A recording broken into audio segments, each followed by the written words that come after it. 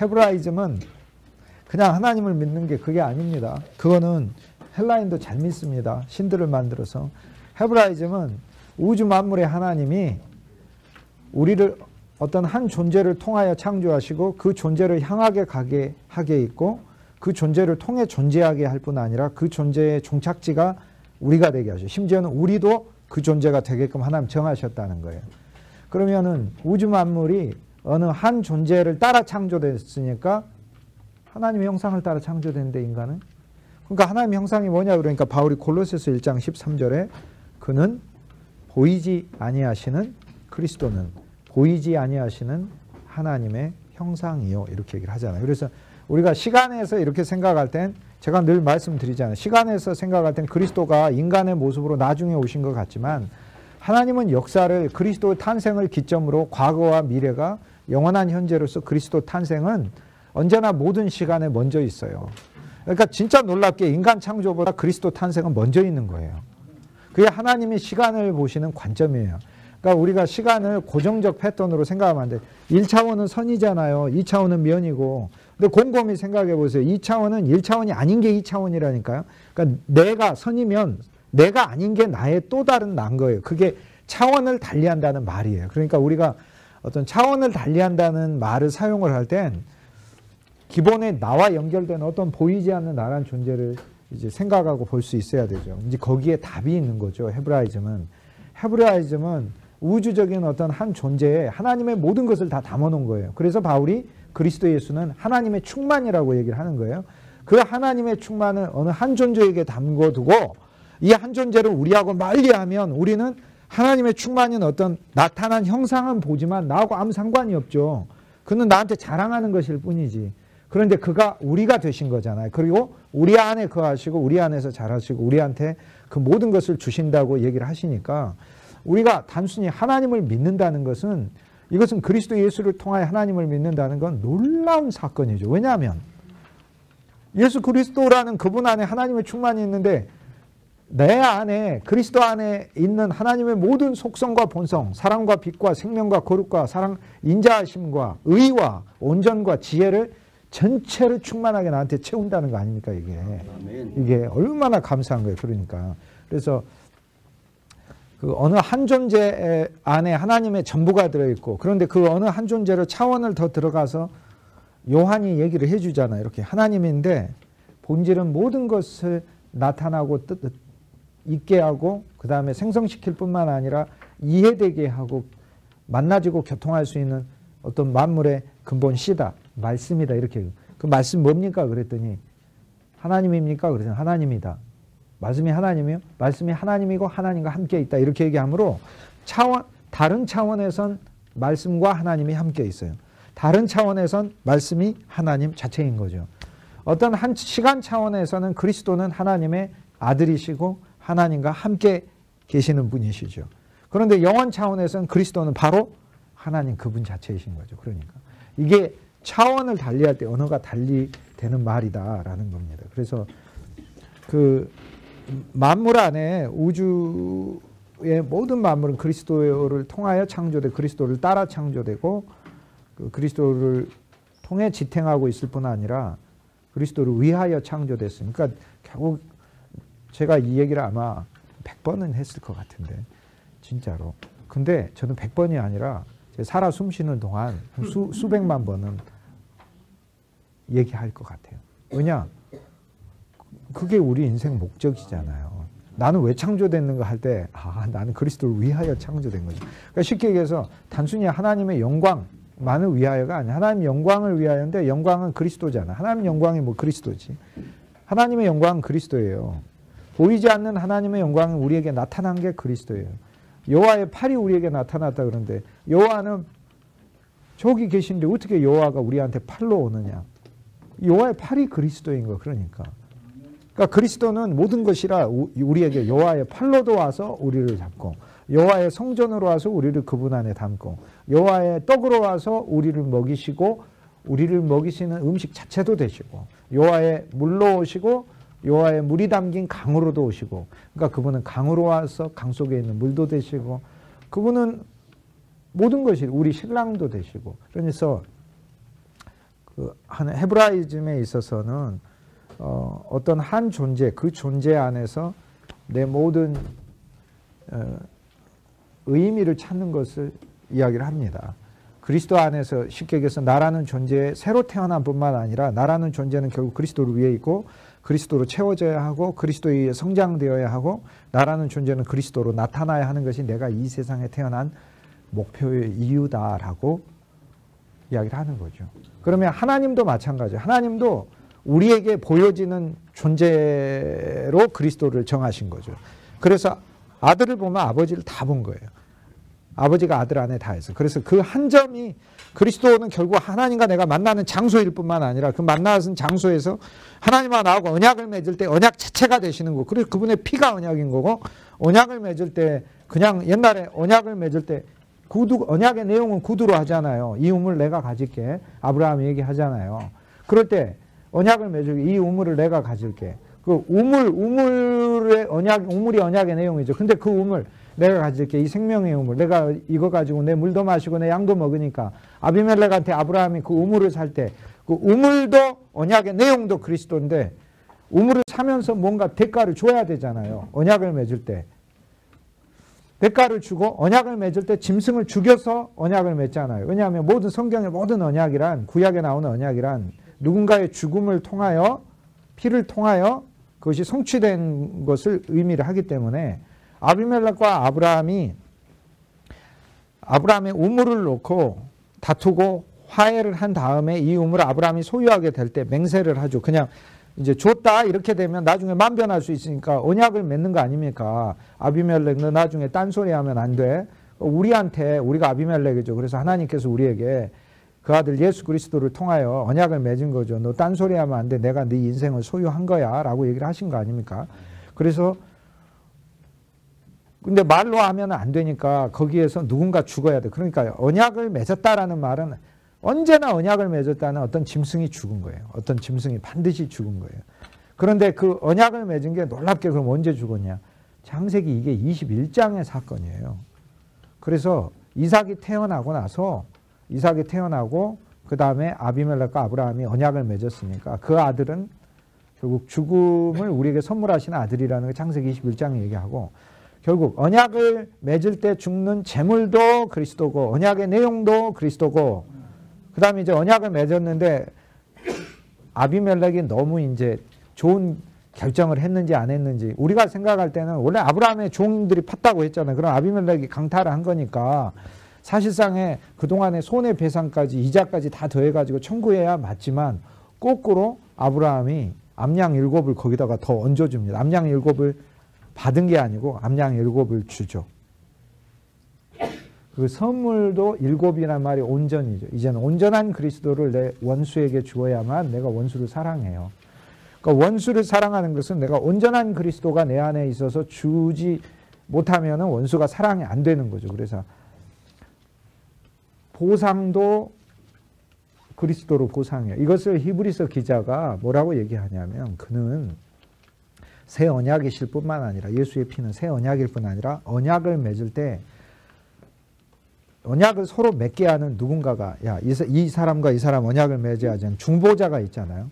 그 중보도 그리스도라는 거예요. 그러니까 그리스도는 언약이며 언약의 제물이고 언약의 당사자이며 언약과 언약을 인간과 하나님의 언약을 맺게 하는 중보자도 되신다는 거예요. 그러니까 다 하시는 거예요. 혼자서. 그러니까 혼자서 복덕방 사장님 하시지 복덕방 사장님이 그 소개하는 그 집 주인이시지 그 집에 사시는 분이시 그 집에 인테리어 가구 넣는 분이시지 근데 내가 그 집 살려고 하니까 이제 돈이 부족하니까 그 돈을 나한테 주시는 분이시다 또 이 말이에요. 그러니까. 그래서 그리스도는 그러면 내가 그 집을 사기로 계약을 했을 때 내가 보증금을 내야 되는데 보증금을 낼 돈이 부족하니까 보증이 있으면 확실한 거 아니에요. 나중에 보증금을 어기면은 그건 내가 2배로 받을 수 있잖아요. 그런데 하나님이 보증을 어길 수는 없고 그리고 어쨌든 하나님과 인간 사이에 보증을 하며 보증을 놓는데 이 계약을 성립시키는 중보도 그리스도인데 그리스도는 언약의 보증도 되신다고 그러잖아요. 그러니까 그리스도를 담보물로 놨어요. 그러니까 그리스도가 담보물이 됐다는 게 너무 감사한 얘기인데 왜 그러냐면 내가 어기면 내가 죽죠. 근데 그리스도가 보증이라 그분이 우리가 되셔 죽으셨네. 십자가의 죽음이 나에게 영원한 죽음으로 죄인인 나를 늘 사하시는 그분의 사죄의 죽음이 되니까 너무 감사해요. 그런데 이제 하나님이 어기면 어떻게 되냐. 그러면 나는 무조건 보증금을 소유할 뿐 아니라 두 배를 물어내야 되잖아요. 내가 그리스도를 하나님께 보증으로 냈으니까. 하나님이 만약에 이게 양쪽의 보증이 되시는 그러니까 하나님과 나 사이의 언약이라 일방 언약이 아니라 쌍방 언약이기 때문에 그리스도는 하나님의 보증이 되며 나의 보증이 되는 거죠.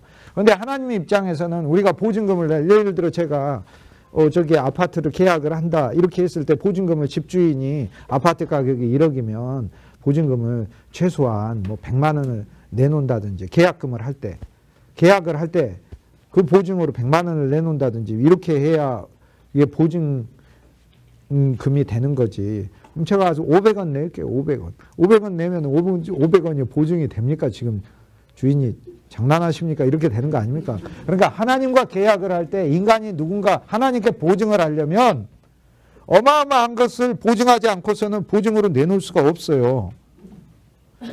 내놓을 수가 없다고요. 여러분이 뭔가 소유를 은행에 가서 저당을 잡혀서 융자를 받고자 할 때 은행이 받아줄 만한 땅이라든지 건물에 이걸 놓고 이게 받는 거지.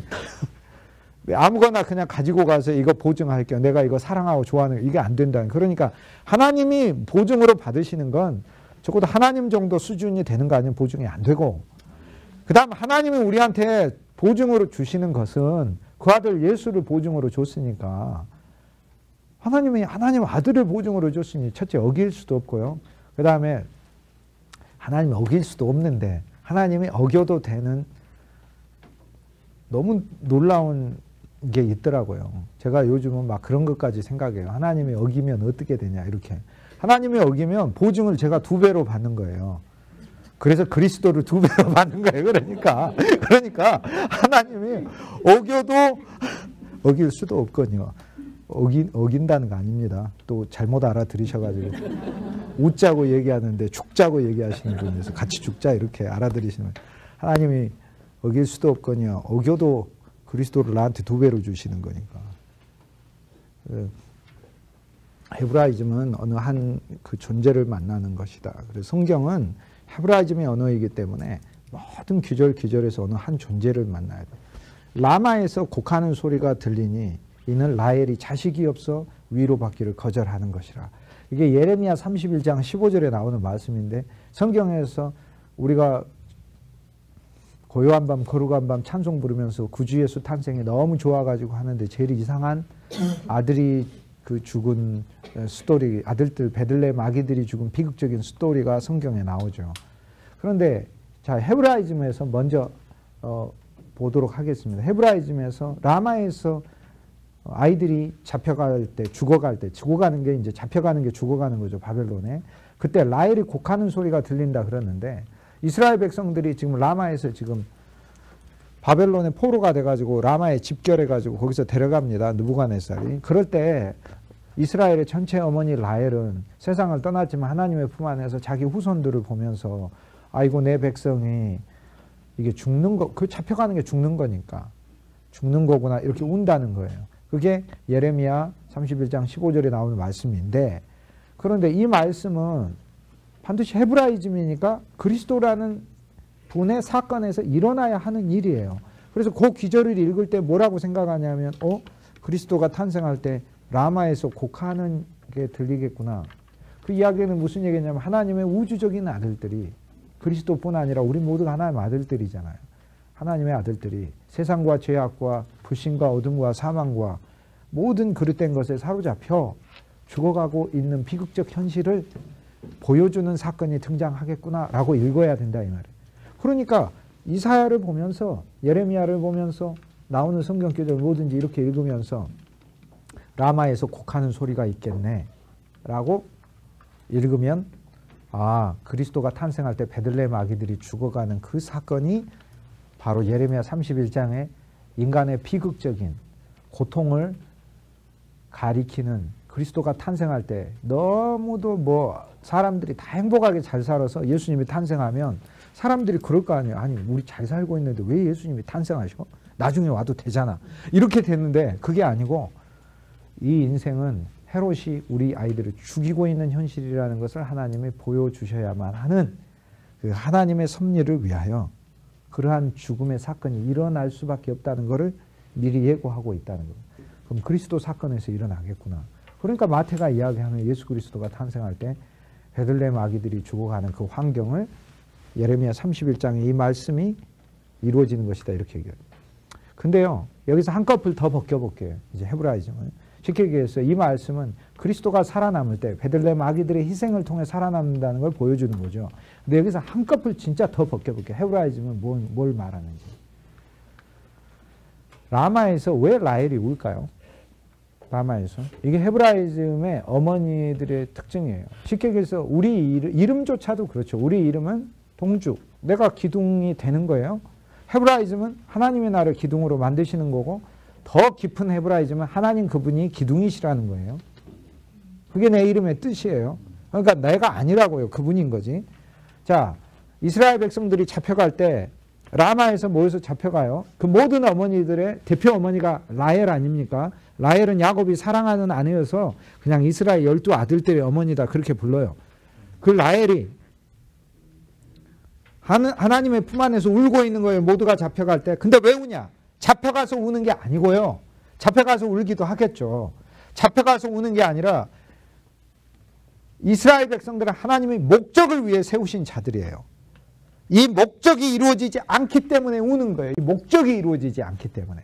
그냥 잡혀가기 때문만이 아니다. 내 아들들이 죽는구나 하기 때문만이 하나님이 제사장 백성으로 세웠고 하나님을 예배하는 모델의 백성으로 세웠는데 그 목적이 성취되지 않기 때문에 우는 거라고요. 그러니까 그 눈물의 의미가 하나 더 있는 거예요. 그러니까 일반 어머니들은 자식이 아프면 내 아들이 아파서 울겠지만 진정한 헤브라이즘의 어머니는 자식이 아플 때 아프기 때문에 우는 것만이 아니라 이 자식이 아파서 하나님이 이 아이를 통해 하나님의 영광을 나타내셔야 되는데 그 하나님을 영광을 나타내는 그 일이 훼손되고 있다는 비통함 때문에 우는 거예요.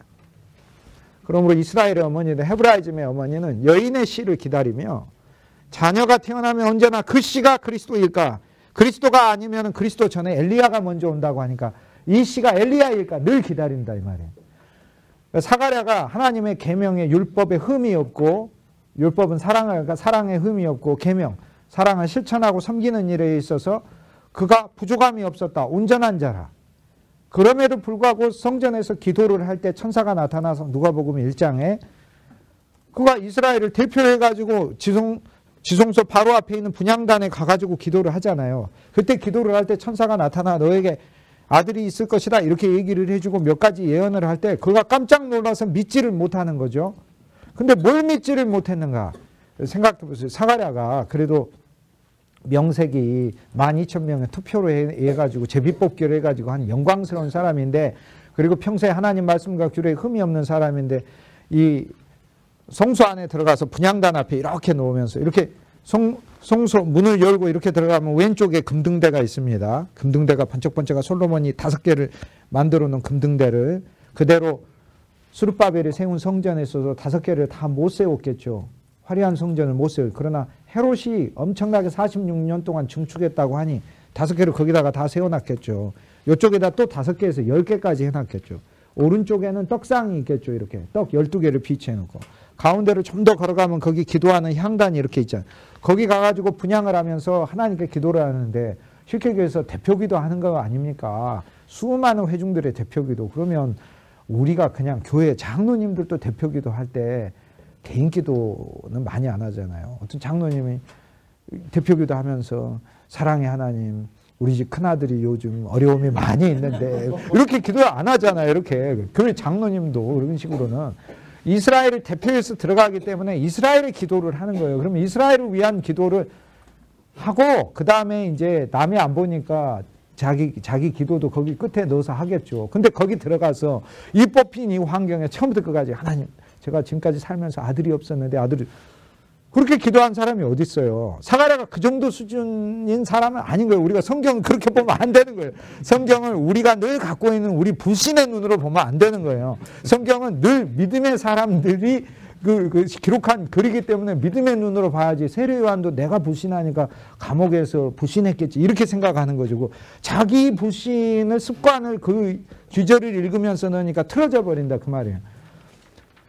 교회에서도 장로님이 우리 집 큰딸이 요즘 취직 때문에 어려운데 하나님 우리 그 성도들이 아멘은 하겠지만 끝나고 나서 목사님 저기 웬만하면 저기 박 장로님 저 김 장로님 기도시키지 말라고 그렇게 얘기할 거 아닙니까? 물론 그렇게 기도 안 하시는 거 알고 그리스도를 기도하는 거 제가 알고 있어. 그런데 사가랴가 어쨌든 들어가서 공통 기도를 하죠. 이스라엘이 지금까지 기다린 공통의 기도. 말라기 구약 성경 맨 마지막에 내 사자를 여호와께서 보내시는 메시아 앞서 보낸다고 하니까 첫째 사자를 보내주세요. 두 번째 그리스도를 보내주세요. 세 번째 이 백성을 구원하여 주세요. 이 기도를 하는 거예요. 이 백성 구원하려면 구원받아야 이 백성이 로마 압제에도 있고 막 다 어쨌든 그 정치적인 것뿐만 아니라 이 백성이 하나님이 온 민족들 중에 세우신 목적이 있잖아요. 아브라함의 후손 즉 믿음의 표상되게 하고 야곱의 후손 모든 이들이 사랑과 섬김 속에 살게 하고 이삭의 후손 하나님이 주시는 분복의 기쁨을 욕심내지 않고 그 땅의 경계 안에서 사는 민족으로 만드신 거잖아요. 그런데 그걸 보여야 되는데 그런 하나님의 목적 자체가 수행되지 않는 것에 대하여 하나님 그걸 구원해 달라는 거거든요. 그걸 구원해 주십시오. 그러려면 메시아 와야 되니까 그래서 메시아 주십시오. 근데 메시아 보내기 전에 하나님이 누구를 먼저 보내서 앞길을 예비하게 하신다잖아요. 그럼 우리가 생각할 때 아니 먼저 그냥 메시아 오면 되지 왜 앞길을 예비하나?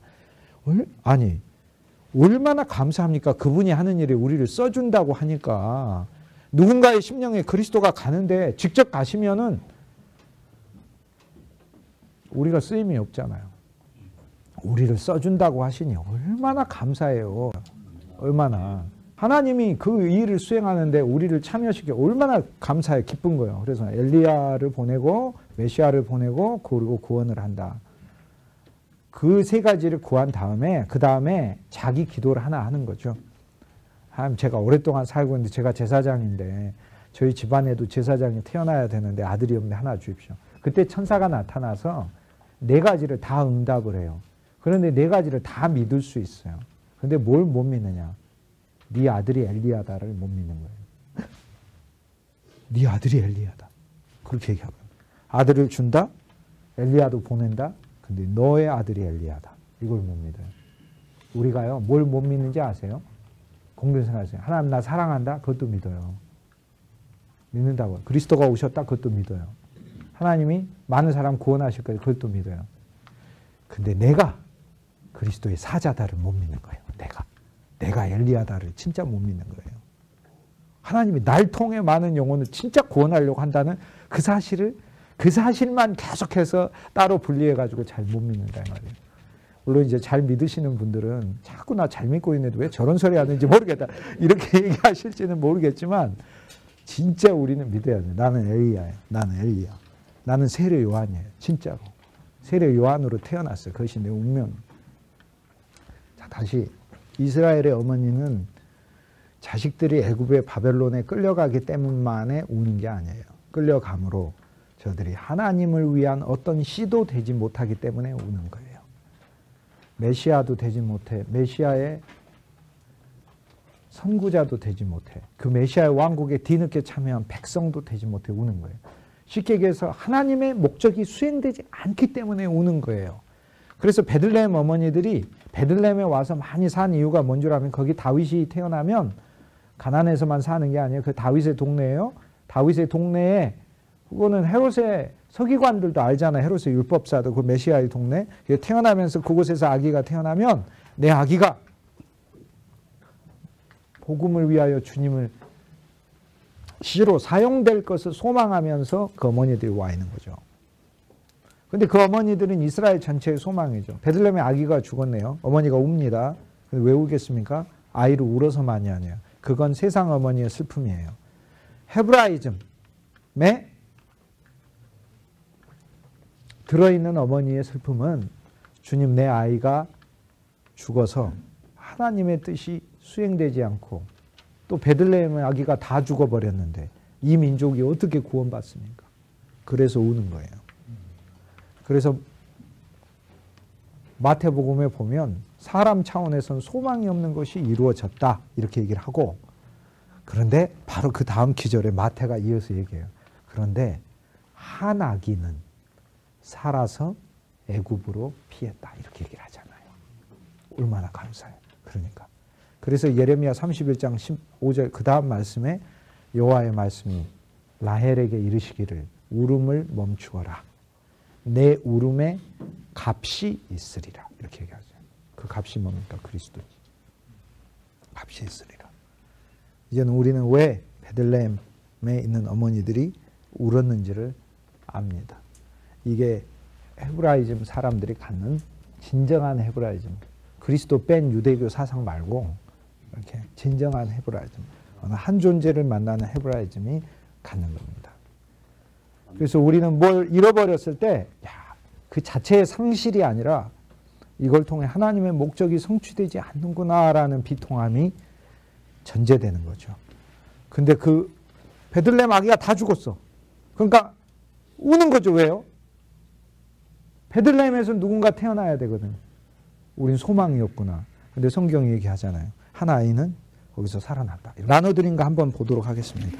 누가복음 8장 9절에 제자들이 네 가지 밭의 비유의 뜻을 물으니 8장 10절에 예수께서 이르시되 하나님 나라의 비밀을, 하나님 나라는 뭔가 성경에서 뭐든지 모르면 그냥 그리스도라고 생각합니다. 왜냐하면 그리스도가 골로새 3장 11절에 모든 것이라고 했기 때문에 하나님 나라가 뭐냐? 그 그리스도죠. 멍에가 뭐냐? 그 그리스도죠. 셈이 뭐냐? 그 그리스도죠. 그러니까 너무나 쉬워요. 그러니까 저도 잘 몰라요. 그냥 그리스도 저한테 뭐 물어보시면 그냥 그리스도라고 대답할 것만 아시면 돼요. 그냥 저도 그리스도인 거. 하나님 나라는 그게 그리스도인 거예요. 그래서 근데 실제 바울이 그렇게 얘기했어요. 골로새서 4장 3절에 뭐라고 했어요? 너희가 그리스도의 비밀을 알기를 위하여 기도하라고 그러잖아요. 그는 비밀이신 그리스도 이렇게 얘기하잖아요. 그리스도는 비밀이에요. 그리스도는 하나님 나라면서 비밀이에요. 하나님 나라 그러니까 개념이 잘 안 오잖아요. 그래서 항상 이렇게 생각하면 저는 그게 좋은 것 같더라고요. 하나님은 뭐냐면 사랑이잖아요. 그러니까 하나님 나라, 사랑의 나라. 하나님 뭐예요? 긍휼이죠. 긍휼의 나라. 얼마나 좋아요. 하나님 나라 온다고 그러니까 내가 율법으로 생각하니까 아이고 그 나라는 안 왔으면 좋겠는데 이런 마음이 드는 거지. 하나님은 사랑이요. 하나님은 생명이요. 하나님은 긍휼이요. 하나님은 의요. 하나님 지혜요. 그러니 어리석은 인간이 하나님 나라가 오면 얼마나 좋아요. 하늘에 참지혜가 오니까. 아담의 지혜로는 조 이름도 짜내기 힘들다니까요. 조 이름도 조벼했을 때 조 묶어놓고 조 이름 짜라고 그러니까 조 이름 짜기가 제일 힘들어. 그러니까 1조, 2조, 3조 이러고 조 이름을 짜는 거고, 아담은 타락 이전에는 만물을 봐도 만물의 이름을 알잖아요. 그런데 우리가 타락하고 나서 사안을 잘 분별 못하는 눈이 돼버렸잖아요.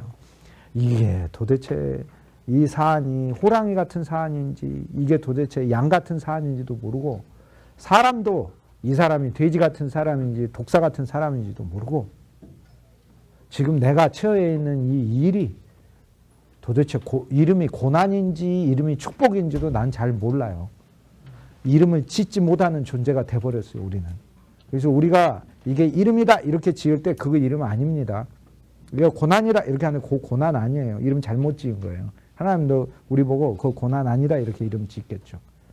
바울이 로마서 3장에 다수가 죄인이다 이렇게 얘기하지 않고 모든 사람이 죄를 지었으면 이렇게 얘기를 하잖아요. 하나님의 영광에 이르지를 못한다 그러고, 모든 사람이 입술에는 괴사가 각독하고 혀에는 악독이 가득하며 눈은 이 하나님을 향해 불심과 미움이 가득하고 손은 사람들을 향해서 이 칼로 찌르고 미워하는 것, 섬기는 일보다 발은 남에게 피 흘리는 데 빠르다. 이렇게 내 머리부터 발끝까지 전신 자체가 죄인이라고 이야기를 한 다음에 모든 사람이 죄인이다 이렇게 얘기를 하잖아요. 그러니까 하나님 나라, 사랑의 나라 이렇게 너희에게는 허락되었으나 다른 사람에게는 비유로 하나니 이는 그들로 보아도 보지 못하고 들어도 깨닫지 못하게 하려 함이라. 야, 이게 이제 그 밑에 이사야 6장에 나오는 말씀을 예수님이 얘기하신 거죠. 인용하신 거죠. 예수님도 성경을 늘 읽으셨다는 걸 알 수 있어요. 성경의 저자이실 뿐 아니라 성경을 읽으셨죠. 예수님도. 그러니까 성경을 인용하죠. 이 비유는 이러하니라 라고 예수님이 씨는 하나님 말씀이요 라고 이제 설명을 하시는 거예요. 이제 거기에 제가 오늘은 이제 그 본문을 말하는 게 아니라 예수님이 인용한 이사야서 본문을 지금 함께 보려고 해요. 이거를 헤브라이즘으로 제가 보는 거를 여러분과 함께 해보려고 하는 거예요. 하나님 나라도 그리스도고 비밀도 그리스도예요. 왜 그들로 보기는 보아도 보지 못하고 듣기는 들어도 깨닫지 못하게 하느냐. 이는 육으로 못 깨닫게 하기 위해서요. 육체로. 그럼 뭘로 깨닫는 거죠? 영으로 깨닫게 하는 거예요. 나로 깨닫지 못하게 하신 거예요. 뭘로 깨닫는 거죠? 하나님의 아들 그리스도 성령을 통하여만 깨닫게 하시는 거예요. 근데 왜 그렇게 할까요? 인간은요, 자기가 깨달아도 자기 의가 돼요. 내가 깨달았다 이렇게 되는 거거든요. 내가 깨달은 게 아니고요. 그래서 베드로가 그리스도입니다 라고 하면서 야 나는 깨달았어 이렇게 얘기를 하니까 예수님이 베드로한테 초치는 소리를 확 하시잖아요. 베드로야 이를 알게 하신 이는 내 혈과 육이 아니요 하늘에 계신 아버지시니라 이렇게 하시잖아요. 거기서 예수님 제가 보면 좀 마음이 좀 좁으신 것 같아요. 어떤 때는 굉장히. 거기서 예수님이 좀 넓게 니들 베드로 봤어? 벌써 틀리잖아. 늘 열심히 하던데 벌써 이렇게 틀리잖아. 니들도 열심히 해. 이러면 똑똑해질 수 있어요. 이렇게 하는 것도 아니고 베드로 야 너는 영리해. 역시 너는 남들과 달라. 그런 게 아니라 베드로야 이를 알게 하신 이는 하나님이 너 알게 한 거야. 네가 스스로 안 게 아니야. 이렇게 끝까지 따라가겠다고 하고 그러면 고맙다. 너밖에 없다. 그래야 되는데 오늘 밤 다 굴기 전에 3번 부인한다. 이렇게 얘기하고 그러니까 베드로가 아마 오기로 쫓아다닌 거 아닌가. 이분이 언제까지 나를 어긋나게 하나. 오기로 쫓아다닌 거 아닌가. 그런 생각이 들지만 그게 아니라 이 그리스도는 아무리 베드로 마음을 그렇게 해도 베드로가 도저히 저버릴 수 없는 아름다움과 그리스도에게 있는 아름다움과 매력이 너무나 넘치는 분이었다. 그러니까 베드로가 따라다녔죠. 그러면 갈 때마다 맨날 뭐라고 하는데 뭐하러 따라다니겠어요. 베드로도 한 성가를 하는 사람이고 그러고 하는데 그러니까 너무나 아름다움이 있기 때문에. 그래서 육으로 못 깨닫기 위하여 비유로 말씀하셔요. 이것이 또 너무 감사하죠. 왜요? 하나님이 저와 여러분을 세워서 우리 주위에 있는 모든 자들에게 그들이 스스로 하나님을 알 수가 없게 하셔서 우리를 통하여 하나님을 알게 하셨다는 게 너무 감사한 거다 그 말이에요. 왜? 하나님은 우리를 사용해 주시고 그 과정에서 하나님은 우리를 축복하시고 그것이 우리에게 복이 되게 하시고 그러니까 얼마나 감사해요. 누가 이 세상에 아무도 상담받을 사람 없이 그냥 스스로 혼자서 알아서 다 치료하고 낫고 그런다면 모든 상담실은 다 문 닫아야 되는 거예요. 그러니까 누구를 만나야 치료되게 하나님이 구조를 해놓으신 게 얼마나 감사한지 몰라 이게.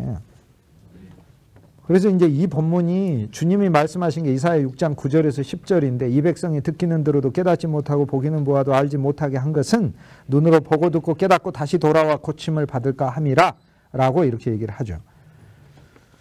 그래서 이 말씀은 이 백성이 눈으로 보고 듣고 깨닫고 다시 돌아와 고침을 받지 않는 한 절대 돌아올 수도 없고 듣기는 들어도 들을 수 없고 보기는 보아도 깨달을 수가 없게 돼 있어요.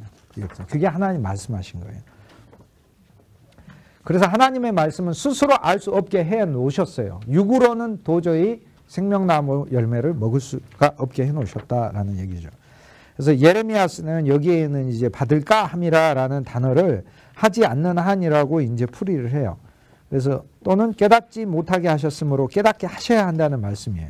애초에 깨닫는 것부터 우리는 긍휼을 구해야 한다. 그러므로 우리가 안다고 생각하지만 실상 우리는 몰랐고 이거부터 회개해야 돼요. 그러니까 주님 저는 몰랐습니다.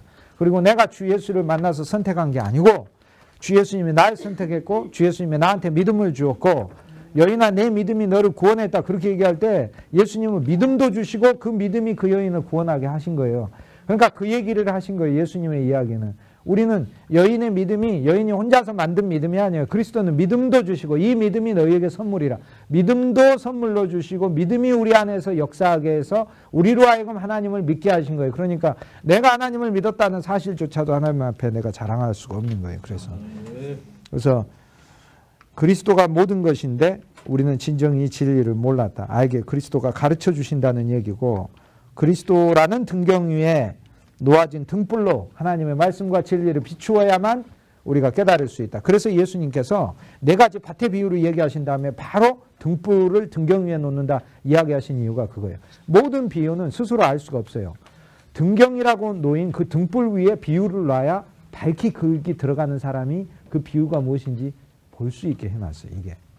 그래서 이 모든 비유들은 모든 하나님의 말씀들은 비밀이고 그 안에 감추어진 건 그리스도가 우리 안에 와서 깨닫게 해주셔야 알게 돼 있다는 거예요. 그래서 성경에서 계속 읽다 보면 제자들이 부활하실 때까지 몰랐더라. 부활하실 때까지 몰랐더라. 근데 왜 대체 부활하실 때야만 아는가? 십자가 때도 알면 안 되나? 당연하죠. 십자가까지만 하더라도 예창조잖아요. 부활은 새 창조고 부활할 때야 아는 게 왜 그렇습니까? 그리스도의 부활과 함께 새로 살아나. 우리의 속사람도 새로 살아났고 그리스도도 살아났고 그리스도가 우리 안에 들어오셔서 영이 되시고 생명이 되시고 당신의 지위와 명철을 부어넣어 주셨으니까 그래서 그제서야 깨달았다. 그리고 그때 깨달은 그 내가 깨달음의 그 모든 실제도 그리스도라는 사실을 그때 내가 깨달았다. 그 얘기 아닙니까? 그래서 그리고 구약으로 얘기를 하자면 우림과 둠밈으로 해야 깨닫는다 이 얘기예요. 제사장에 있는 모든 그 글씨들은 예를 들어서 지금 여호수아가 앞장서서 전쟁을 했는데 패배를 했네. 그래서 하나님께 기도를 했더니 반역한 자가 있대요. 반역이 다른 게 반역이에요. 숨겨뒀다는 거예요. 그러니까 어떤 영적 전쟁은 예수님이 대장돼서 싸워도 못 이긴다고 했습니다. 왜? 내가 숨겨두면 내 안에서 예수님이 대장돼서 싸워도 이기기가 힘들어요. 패배예요. 그래서 여러분 안에 진짜 예수님 믿으면서 내가 이것만은 내가 주님께 양보할 수 없어. 주님이 나 그동안 많이 양보했어. 내 인생도 양보하고 다 양보했어. 그러나 이거는 내가 즐겨야 되고 이건 내가 가지고 있어. 이건 양보할 수 없어. 근데 어떤 전쟁은 패배예요. 어떤 전쟁. 근데 그때 이제 누가 했느냐 이름을 어떻게 알아내냐면 우림과 둠밈이라는 게 있어요. 하나는 돋보기라 밝게 보고 하나는 빛을 투과해 보는 거예요. 이걸 두 개를 놓고 이스라엘 백성들의 그 이름이 새겨진 앞에 있는 에봇의 글자들을 그 위에다가 돋보기 이렇게 비춰보면 어느 글자 하나가 확 눈에 들어오는 거죠. 빛이 나는 거죠. 그럼 그 글자를 뽑았더니 아자가 나와. 조금 있더니 그자가 나와. 처음에 이제 그 다음에 지파를 뽑아요. 지파 어느 지파냐. 제일 처음에 한 게 이제 지파부터 하죠. 어떤 지파구나. 그 이름이 무엇이구나. 그래서 그 지파의 아간이라는 사람을 이렇게 찾아내는 거죠. 그래서 우림과 둠밈은 그것은 무엇인가? 그리스도 안에 있는 그리스도의 말씀조차도 그리스도라는 어떤 더 선명한 돋보기가 우리가 주님 안에서 얻어질 때 하나님의 말씀이 더 선명히 보여진다는 걸 가리켜요. 그러니까 이것은 인간의 어떤 지식으로만 계속해서 파낼 수 있는 말씀이 성경은 사실 아니에요. 우림과 둠밈이라고 하는 그리스도 예수라는 그분 안으로 더 들어가 더 선명한 그분의 빛과 더 선명한 돋보기가 왔을 때 그리스도의 말씀을 알 수 있는 것이다. 그래서 우리는 우리 앞에 놓여져 있는 이 그리스도의 말씀이 우림과 둠밈으로 그리스도가 더 누려질 수 있고 깨달아질 수 있기까지 가야 하죠. 자, 그래서 이사야 말씀을 그리스도가 인용을 하셨는데 이사야 말씀을 제가 본문을 여러분과 함께 헤브라이즘으로 한번 보려고 제가 가져왔어요. 그래서 제가 어떻게 헤브라이즘으로 읽는가. 이게 초대교회가 이렇게 읽는 겁니다. 이렇게 읽는 것과 우리하고 어떻게 다른가 한번 보십시오. 그때 스랍 중에 하나가 부젓가락으로 제단에서 잡은 숯을 가지고 손에 가지고 내게로 날아와서 이사야 6장 6절 그 이전 본문은 뭐냐면 이사야가 이제 여호와의 제단에 천사가 이렇게 날개단 6개 달린 천사 6이 여호와의 앞에 서 있는데 그 천사 둘이 하나는 얼굴을 가리고 있고 하나는 다리를 가리고 있고 천사 둘이 날아다니고 있다. 이걸 환상을 봐요. 얼굴은 뭐죠? 헤브라이즘에서 본질이죠. 그 여호와께서 얼굴을 우리에게 비추시고 얼굴은 본질이니까요. 하나님 본질을 보이면 율법 아래서는 무섭고 생명 아래서 그리스도 아래서는 야 이처럼 사랑의 하나님이 없구나 이렇게 그 본질은 얼굴은 사랑이죠. 그런데 자 옛 언약 아래서는 하나님의 천사가 얼굴을 가렸죠. 그래서 옛 언약 안에선 쉽게 얘기해서 내 육체와 문자 안에선 구약 안에선 구약 성경을 말하는 게 아니라 옛 언약을 말하는 거예요. 옛 언약 아래선 하나님의 얼굴이 가려진 채 우리에게 본질이 가려졌다. 사랑과 그것이 있으나 인간이 스스로 볼 수 없게 되었다. 발이 가려졌다. 발은 뭡니까? 복음이라고 그랬죠.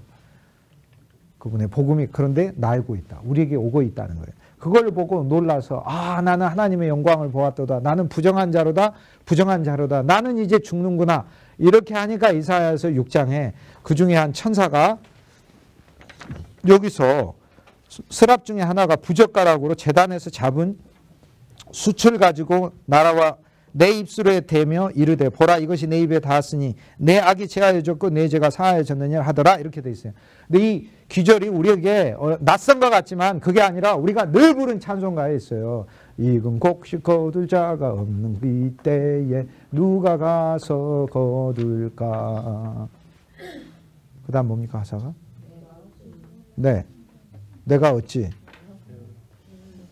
게을러서 앉아 있을까. 어서 가자 밭으로 보내주소서 보내주소서.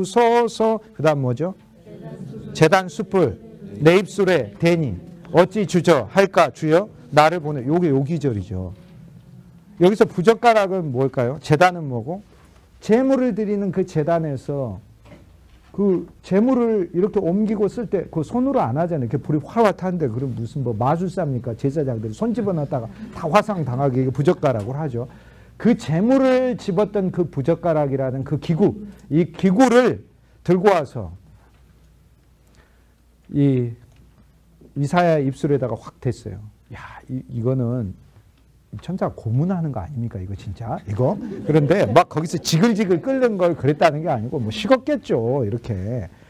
하지만 그 숯불을 입에다 대. 제단은 뭡니까? 그리스도가 죽으신 십자가죠. 그 부젓가락은 재물을 집는 집기죠.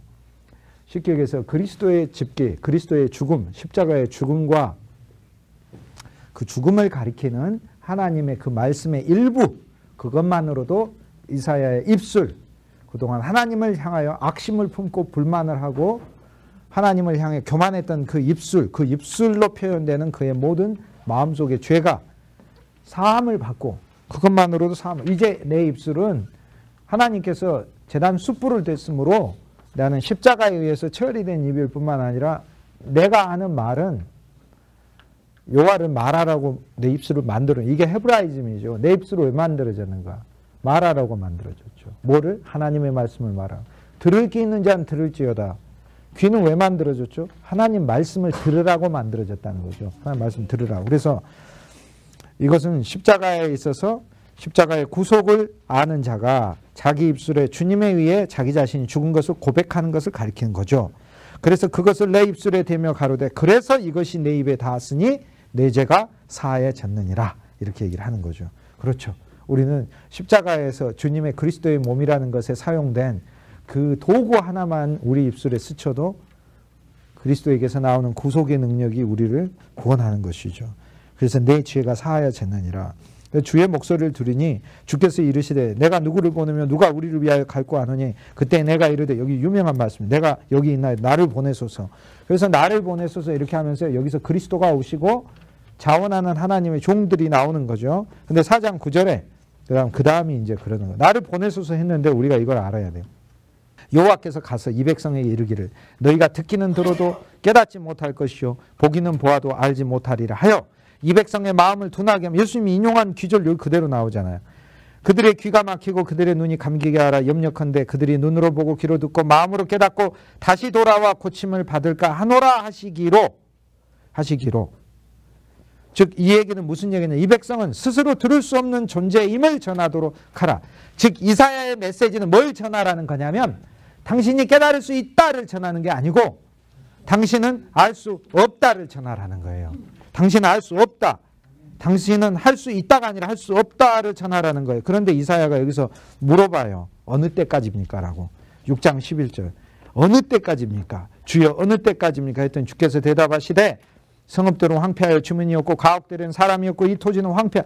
우주적 심판. 그리스도의 십자가가 올 때까지 여호와께서 사람들을 멀리 옮기셔서 이 땅 가운데 황폐한 곳이 많을 때까지 그리스도의 십자가의 심판은 더 이상 나 자신에게 소망이 없다고 할 때까지 아멘. 너는 전하라. 이렇게 얘기를 하는 거죠.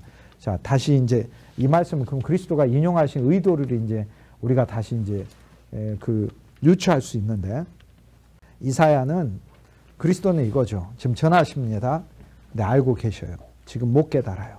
그러나 당신은 십자가와 부활을 거치셔서 당신의 성령을 보내 모든 이들의 가시밭도 바꾸고 돌짝밭도 바꾸고 길가밭도 바꾸시고 그분이 깨닫게 하시고 그분 자신이 알게 하실 것을 소망하며 지금 씨를 뿌리고 있는 거예요. 그러니까. 그래서 이들은 지금 스스로 듣기는 들어도 알지 못하고 보기는 보아도 깨닫지 못하도록 자기 자신 안에서 자기 의 아래서 자기 노력 안에서 자기 깨달음 안에서 복음을 알 수 없게 해놓고 복음의 모든 전 과정이 하나님이 역사하시고 하나님의 영이 임하고 창세기 1장 2절처럼 그분의 신이 사망의 수면에 먼저 임해야만 그것이 구원의 시작인 것처럼 당신이 미리 전해놓은 이 모든 씨들이 발화하는 것 이 자체를 나중에 하나님이 하실 그 일들에 대한 하나님의 성령을 통해 하실 일에 대한 소망까지 가지면서 지금 사역하고 계시는 거죠. 계속해서 소망까지 가지면서. 그래서 어느 때까지 하랴? 아무것도 없을 때까지 우리에게 어느 때까지 전하는가? 그때까지 하나님이 전하라는 거죠. 그런데 13절에 그 중에 10분의 1이 아직 남아있을지라도 이것도 황폐하게 될 것이나 밤나무와 상수리나무가 배임을 당하여도 그 그루터기는 남아있는 것 같이 거룩한 씨가 이 땅의 그루터기니라 하시더라. 이걸 제가 다시 쉽게 원문 그대로 있는 것을 풀이를 해왔어요. 그 중에 10분의 1이 있을 것이고 10의 1이란 항상 대표를 가리킵니다. 그러니까 그리스도죠. 그 중에 그리스도가 있을 것이고 우주를 대표하는 한 존재가 그런데 그 고난당하는 중에 만물이 멸망당하는 중에 있을 거다 이 말이에요. 있을 것이고 그것이 돌아올 것이고 인간에게 성육신할 것이고 먹힌 바 되리라. 십자가에서 죽으리라. 그리고는 밤나무 상수리나무처럼 잎들이 다 떨어져도 그의 본질은 그 안에 있노라. 하나님의 본질은 그 안에 있을 것이고 그러하듯 거룩한 씨가 모든 이의 본질이 되리라. 이게 이사야 6장 말씀인데 그래서 이걸 가지고 예수님이 씨의 비유를 4가지 밭과 얘기해서 한 거예요. 거룩한 씨는 돌아오리라. 만물의 황폐함을 회복하고. 그래서 예수님이 씨의 비유를 이사야 6장에 나오는 말씀을 가지고 하신 거죠. 그러므로 누가복음 8장에 나오는 이 4가지 밭과 이 씨 자체는 바로 그분 거룩한 씨 그리스도 예수죠.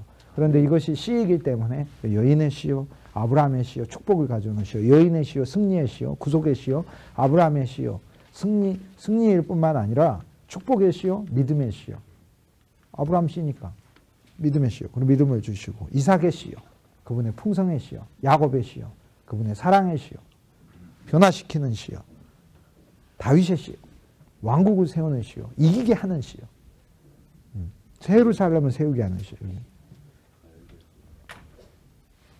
이사야는 그래서 가서 이 씨가 올 때까지 너희들은 할 수 없다를 전하라고 누가 그 말을 해야 하는데 누가 갈까 했더니 이사야가 얘기를 한 거예요.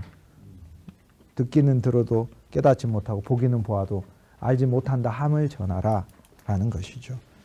그리스도의 십자가의 죽음의 모든 비밀을 다 알지 않는다 하더라도 사실 알아야 하지만 이제 이 땅에서는 다 알기 어렵고 그 모든 예창조를 끝내시고 갈라디아에서의 1장에 내가 죽고 1장에는 내 죄가 죽고 2장에 나 자체가 죽고 3장에 있어서는 율법의 저주가 죽고 4장에서는 초등학문이 죽고 5장에서는 정과 욕심이 죽고 6장에서는 세상 자체가 다 끝난 그 십자가 점점 이렇게 근데 그 십자가가 이제는 에베소서에 가면은 번제가 되고 화목제가 되고 소제가 돼서 갈아져서 한 그리스도를 만드는 게 되고 그 빌립보서가 되면은 그리스도 이외에는 어떤 것도 만나고 싶지 않은 나의 우주적 종결이 되고 이렇게 그래서 십자가는 한도 끝도 없이 창세기의 1장부터 빛이 오는 게 십자가고 어둠이 온 게 아니잖아요. 온 세상이 어둠인 거를 밝혀주신 거고 십자가 때는 어둠이 왔다는 건 거기서 그리스도만이 빛이었잖아요. 그러니까 그걸 보여주는 거고 2장에 갈라지는 것도 십자가고 3장에 또 땅이 드러나고 물이 끝나는 것도 십자가 계속해서 십자가는 성경에서 계속해서 아담이 잠자는 것도 십자가 십자가를 통해 하나님의 구속의 신부가 나오는 것이고 십자가가 여인의 후손이 발 뒤꿈치를 훼손당하는 것도 십자가고 가죽옷을 입히기 위해서 동물이 죽어야 하는 것도 십자가고 계속해서 십자가는 처음부터 끝까지 하나님이 우주적으로 계속 감춰두고 이것을 이렇게 여겨 저렇게 여겨 또 계속 여겨 창세기 1장부터 11장까지는 구속의 방법을 이야기하고 12장에 아브라함이 나오는 건 구속한 인간이 어떻게 하나님 앞에 믿음으로 사는가 샘플로 아브라함의 삶을 보여주는 거고, 아브라함의 여정이 우리가 믿음을 갖고 살면서 어떠한 길로 가는가, 25장 그가 하나님의 부르심을 받기까지 믿음의 사람이 처리받아야 될 것이 무엇인가 하나하나 가르쳐 주는 것이죠. 그게 누가복음 8장으로 가겠습니다. 우리가 이제 그리스도인이 빛이죠. 그래서 우리가 빛된 성도는 빛된 사람이 되어야 되는데 스스로 빛이 못 된다니까요. 빛되자 이렇게 생각하는 것이 그것은 헤브라이즘이 아니라고요. 스스로 빛이 될 수 없고 빛이라는 근본적인 광원이 있잖아요. 빛의 근본 원료, 그 존재하고 나하고 막 만나서 그것이 내 안에서 나가야만 내가 빛이 되는 거죠. 그러니까 내가 어떻게 빛됩니까? 빛되려면 빛이신 그리스도를 만나고 그리스도를 빛으로서 내가 만날 때 그리스도의 빛이 될 수 있죠. 그러면 그리스도를 통해 내 마음이 환하고 그리스도를 통해 내 마음이 즐겁고 그리스도를 통해 내 마음에 생명이 올 때 그때 이제 갈 수 있는 거죠. 누가복음 8장 이제 구절별로 필요한 부분들 제가 말씀드릴게요. 여기에서 누가복음 8장 보면 하나님의 왕국을 선포하고 그 왕국의 수도는 새 예루살렘이죠. 근데 그 새 예루살렘은 옛 예루살렘이 아니라 주님이 만드신 우주적 새 예루살렘이죠. 하나님의 왕국, 사랑의 왕국, 긍휼의 왕국, 생명의 왕국. 왕국은 통치죠. 바실레이아니까 이제 생명이 통치한다. 은혜가 통치한다. 얼마나 감사해요. 하나님의 왕국이란 말 자체가. 은혜가 통치한다는, 하나님 은혜고 은혜가 왕국이니까, 왕국은 통치한단 말이니, 은혜가 날 다스린다는 말이니 얼마나 감사하냐고요. 하나님 왕국이 왔다는 게 얼마나 감사해요. 그런데 그 왕국의 수도는 새 예루살렘인데 새 예루살렘은 그리스도와 우리가 하나님의 모든 좋은 것으로 충만한 성이 되는 것이 우리가 새 예루살렘이죠. 이것은 수도이고 모든 우주적인 한 중심이죠. 그래서 새 예루살렘을 짓고 하나님의 성막을 짓는 기간, 짓고 있는 짓기 위해 나한테 필요한 것이 해결돼야 되는 게 누가복음 9장까지의 갈릴리 사역이다. 갈릴리로 오셨다. 내 인생의 현장에. 내 인생의 현장에서 주님이 하셔야 되는 일이 누가복음 1장부터 9장까지예요. 주님은 내 인생의 현장에 와가지고 우리 집에 오셔야 되고, 우리 장모가 아프면 고치셔야 되고, 내 배가 비었으면 주님이 내 일을 통해 그리스도 없이는 언젠가 파산한다는 것을 파산을 체험시켜줘야 되고, 그리스도 때문에 내가 먹고 산다는 것을 그리스도가 알게 해주셔야 되고, 내 중풍병도 고쳐야 돼, 무문둥병도 고쳐야 돼, 직업병도 고쳐야 돼, 내게 있는 바리새인의 병도 고쳐야 돼. 근데 이건 무엇을 위한 건가? 이건 예루살렘을 위해 가는 길이라는 거죠. 그래서 갈릴리에 오시고 예루살렘으로 가신다는 건 그분이 우주적인 새 다윗으로 오셔서 갈릴리 이 지역을 정복하고, 뭘로 정복해요? 옛 왕들은 무력으로 정복하나 그리스도는 사랑으로 정복해, 긍휼로 정복해, 진리와 생명으로 정복하고, 정복한 다음에 갈릴리에서 잘 살아라가 아니라 그 갈릴리의 모든 자들을 이끌어내어 예루살렘으로 향하게 하며, 옛 예루살렘 아래에서는 모두가 그리스도와 함께 죽게 하고, 그리스도의 죽음과 부활을 통과하여 새 예루살렘으로, 우주적인 새 예루살렘으로 지어지게 하시기 위하여 가는 거죠. 그러면 누가복음 10장에서는 이제 새 예루살렘을 향해 가는 길이죠. 이제 더 그러면 쉽게 얘기를 할게요. 저와 여러분이 사역을 하잖아요. 우리가 이제 이게 교회라고 제가 해보겠습니다. 우리가 교회입니다. 또 여러분의 교회가 있습니다.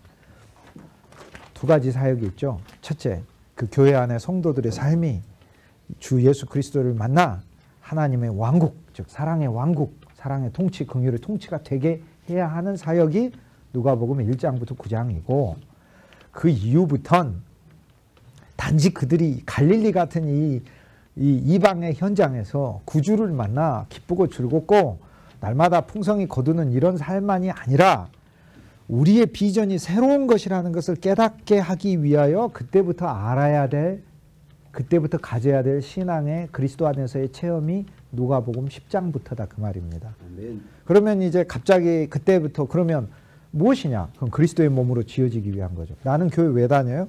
먼저 갈릴리로 말하자면 나한테 문제가 너무 많거든. 그래 내가 해결받기 위해 다니는 거예요. 갈릴리로 말하자면. 내가 교회를 왜 다녀요? 갈릴리니까. 내 인생이 갈릴리라. 그분이 안 오면 안 되니까. 이방이 쳐들어와서 아시리아도 공격하고 바벨론도 공격해. 헬라도 공격해. 안티오쿠스 에피파네스 공격해. 로마도 공격해. 다 공격해. 그리고 나도 그곳에서 진짜 유대인도 아니고, 유대인인 것 같으면서도 유대인도 아니고, 그 갈릴리거든요. 그 그리스도는 오셔야 하거든. 거기 사셔야 하는 거고. 그 얼마나 감사해, 영광스럽고. 근데 이 갈릴리가 내 종착지가 아니라요, 주님이. 그 부활하셔서 다시 갈릴리에서 시작하죠. 왜 그러겠어요? 이제 부활한 그리스도는 모든 제자들 속에 영과 생명으로 사시면서 모든 이들을 그리스도로 삼고 다시 너희도 갈릴리에서 시작하라는 거예요. 그때 뭐로 시작하는 거예요? 이젠 아무것도 모르는 베드로로 시작하는 게 아니라 그리스도로서 시작하는 거죠. 아멘. 그러니까 그 순간부터 이제 예수님이 십자가에 못 박힌 예루살렘이 갈릴리가 돼버리는 거죠. 예루살렘이. 그래서 제자들이 예루살렘에 있으면서 그것이 갈릴리인 거죠. 온통 모든 것이 갈릴리인 거죠. 이 갈릴리가 육지의 갈릴리만이 아니라 우리 인생 전체가. 그러면 이제 우리가 갈릴리의 수준에서의 교회가 아니라 더 나가야 하겠죠. 갈릴리는 너무 풍성하죠. 그죠? 구주를 만났으니 해변가를 건너시며 인생의 그 고난의 배가 어떤 날 표류해 가지고 있고 아무것도 못 잡고 빈 배로 또는 빈 그물로 있는 파산한 나에게 오셔서 나를 그분의 제자로 삼아주시고 함께해 주시니 얼마나 감사해. 그런데 그분이 길을 떠나자 이렇게 얘기를 하잖아요. 그래서 인생 길 자체가 새로 바뀌는 거예요. 그러면 나는 왜 교회를 다니는가? 나는 왜 예수를 믿는가? 나는 왜 그리스도의 제자가 되었는가? 예루살렘, 새 예루살렘을 짓기 위해. 그럼 새 예루살렘을 짓기 위해 필요한 것은 무엇이? 새 예루살렘은 그 가는 길이 누가복음 10장부터 가는데 그러면 누가복음 9장이 바로 새 예루살렘 바로 전 단계 우리한테 무엇이 필요한지 가르쳐주는 항목이 나오는 장이겠죠. 지금 8장 하지만 그럼 9장을 미리 얘기하면 처리돼야 될 게 너무 많아요. 먼저 내 5개를 처리하는 거예요. 내 의복을 의지하는 거, 내 전대를 의지하고, 내 전대는 돈이죠. 돈을 의지하고, 전대를 의지하고, 의복을 의지하고, 내 힘을 의지하고, 내 지팡이를 의지하는 거.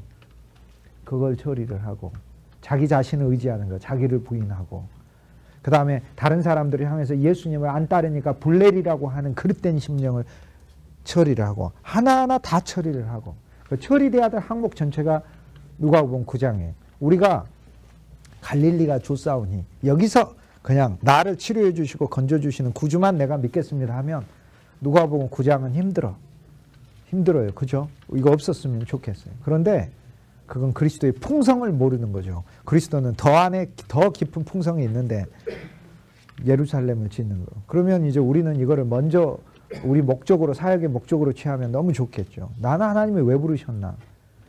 많은 사람들한테 갈릴리에 가서 갈릴리에 그리스도의 사역을 하시라고. 사도란 보내심을 받은 자니까 그리스도로서 그곳에 가 있는 거죠. 모든 사신은 전권을 가지고 온 거예요. 전권을 가지고 오지 않으면 뭐하러 사신을 만나? 사신을 안 만나지. 그럼 그리스도가 그렇게 보내셨어요. 그런데 그 다음에 그 사람들을 건져내요. 그 다음으로 그들을 인도해야 될 것은 하나님의 영원한 왕국, 새 예루살렘. 근데 그것은 그리스도의 생명으로 서로 지어지는 것이죠. 그렇기 때문에 이들이 그리스도 안에서 사랑과 긍휼과 자비 안에서 서로 섬김 안에서 지어지게 해야 하는 것이 이것이 바로 예루살렘을 향해 가는 거. 그러면 서로 지어지기 위해서 뭐부터 처리해야 돼요? 내가 재산 많다 이렇게 자랑하는 것부터 처리하고 자아 처리하고 그죠? 남이 잘 되는 거에 대하여 시기하고 질투. 예수님 안 받아들인다고 불 내려버리라고 그러잖아요. 주여 어떤 이가 우리를 따르지 않으므로 주 예수의 이름으로 귀신을 쫓는 걸 그만했나이다. 그러니까 예수님이 그러지 말라고 그러잖아요. 나하고 같은 비전을 갖든 안 갖든 간에 그들에게 임한 하나님의 은혜와 사랑과 능력에 대해 인정하는 눈을 가지라는 거잖아요. 그게 나하고 언어하고 생각이 틀리다고 다 막이고 이러게는 그게 아니라고 그러잖아요. 인정하라고 그러잖아요. 하나님이. 그건 그걸 대로 그 다음 안 받아들이면 분노한 마음도 드는. 그러지 말라고 그러잖아요. 복음을 전하러 이렇게 가는데 안 받아들이고 그러면은 먼지만 떨고 나오라잖아요. 먼지 떠는 이야기, 그건 구장 이야기 하는 게 아니니까 그건 제가 먼저 얘기할게요. 이게 어떻게 종교가 될 수 있는지 생명이 될 수 있는지 제가 2개를 사례를 얘기를 할게요. 이스라엘 땅 거룩한 땅이에요. 제가 이스라엘 사람입니다. 여행을 해가지고 여기 거룩한 땅, 여기 진짜 여러분 거룩한 땅, 여러분들이 거룩한 땅. 그래서 잠깐 빠이빠이 하고 이렇게 이방 땅으로 나갔다고 오겠습니다. 이렇게 이방 땅에 나갔다가 잠시 있다가 다시 또 안 돼 이게. 이방은 더러운 곳이니까 이렇게 와야 돼. 자, 이게 먼지를 떠는 겁니다. 자, 여기서 우리가 종교가 되면 뭐가 되냐면 이렇게 됩니다. 그래서 이방 흙을 묻었어. 이렇게. 여기 묻었죠? 에이, 더러운 것들. 내가 니들하고 상종하나 봐라. 우리는 거룩해. 이렇게 되는 거예요. 이게 종교고요. 예수님이 말씀하신 생명은 뭐냐면 내가 이방에 그리스도를 전하러 갔어요. 전하러 갔는데 구약에 이방인을 만났을 때 흙을 떨으라는 주님의 권고는 그리스도라는 곳이 거룩한 땅이니까 그곳에 요소가 없게 하라는 얘기예요. 그들을 무시하라는 얘기가 아니고 다시 그리스도의 거룩함 안으로 들어오라는 얘기예요. 그분의 위로 안으로, 그분의 평강 안으로, 그분의 권면 안으로 다시 들어오라는 얘기예요. 그러니까 복음을 안 받아들여. 그럼 그 집에 흙을 떨어라. 그 이야기는 네가 다시 하나님의 집 안으로 돌아라 라는 얘기예요. 왜? 위로와 힘을 얻기 위해. 그래서 그곳에서 묻어왔던 것들 누가 막 안 받아들이고 그런 마음의 상처가 있잖아. 이렇게 절망도 있고 어떨 땐 분노도 있고 이것을 떨고 오라는 얘기예요. 왜? 거룩한 집 안에 들어와서 하나님으로부터 위로와 소망을 다시 얻어가라는 거예요.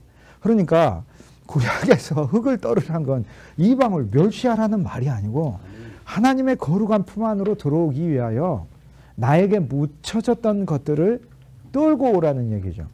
그러니까 종교하고 생명이 이렇게 틀려요. 똑같은 행위를 하면서도 하나님이 가장 싫어하는 일을 할 수 있고 하나님이 가장 기뻐하는 것으로 바뀔 수 있어요. 우리가 이제 복음을 전하다가 보면 이제 절망되고 내 마음에 막 많이 묻죠. 여러 가지가. 그러나 우리는 다시 그리스도라는 거룩한 땅으로 다시 들어가기 위하여 그 흙을 떨어버려야 합니다. 언제나 이렇게. 난 주님으로 들어가니까 이건 떨어버려야 돼. 이것이 내가 할 수 있는 최대한의 복수라는 거예요. 그냥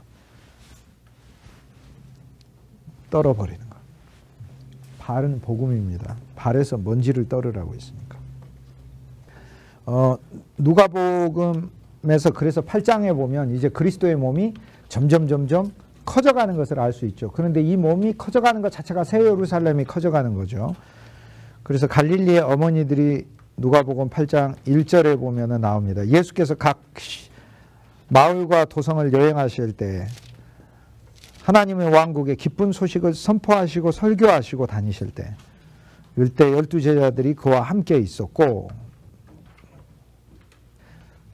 여기서 이제 8장 1절에도 제가 전에 여러 번 설명했던 에게네토라는 단어가 나오는데 에게네토는 무엇이 발생하다라는 얘기예요. 그러니까 그리스도께서 각 성과 마을에 두루 다니시면서 하나님 나라를 선포하고 복음을 전하시는 일이 발생하고 12제자가 함께하는 일이 있을 때 아래와 같은 사건들이 쉽게 얘기해서 8장 아래가 더 일어난다 이런 얘기죠.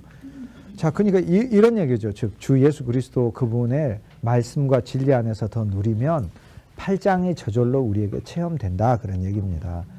그러니까 우리가 귀신 들린 청년을 만나도 이렇게 주님이 우리 안에서 역사하여 우리를 통해 그들을 빼내고 고치고 어떤 밭을 가시밭을 만나도 다시 바꾸고 옥토밭을 이렇게 다시 바꾼다는 얘기죠.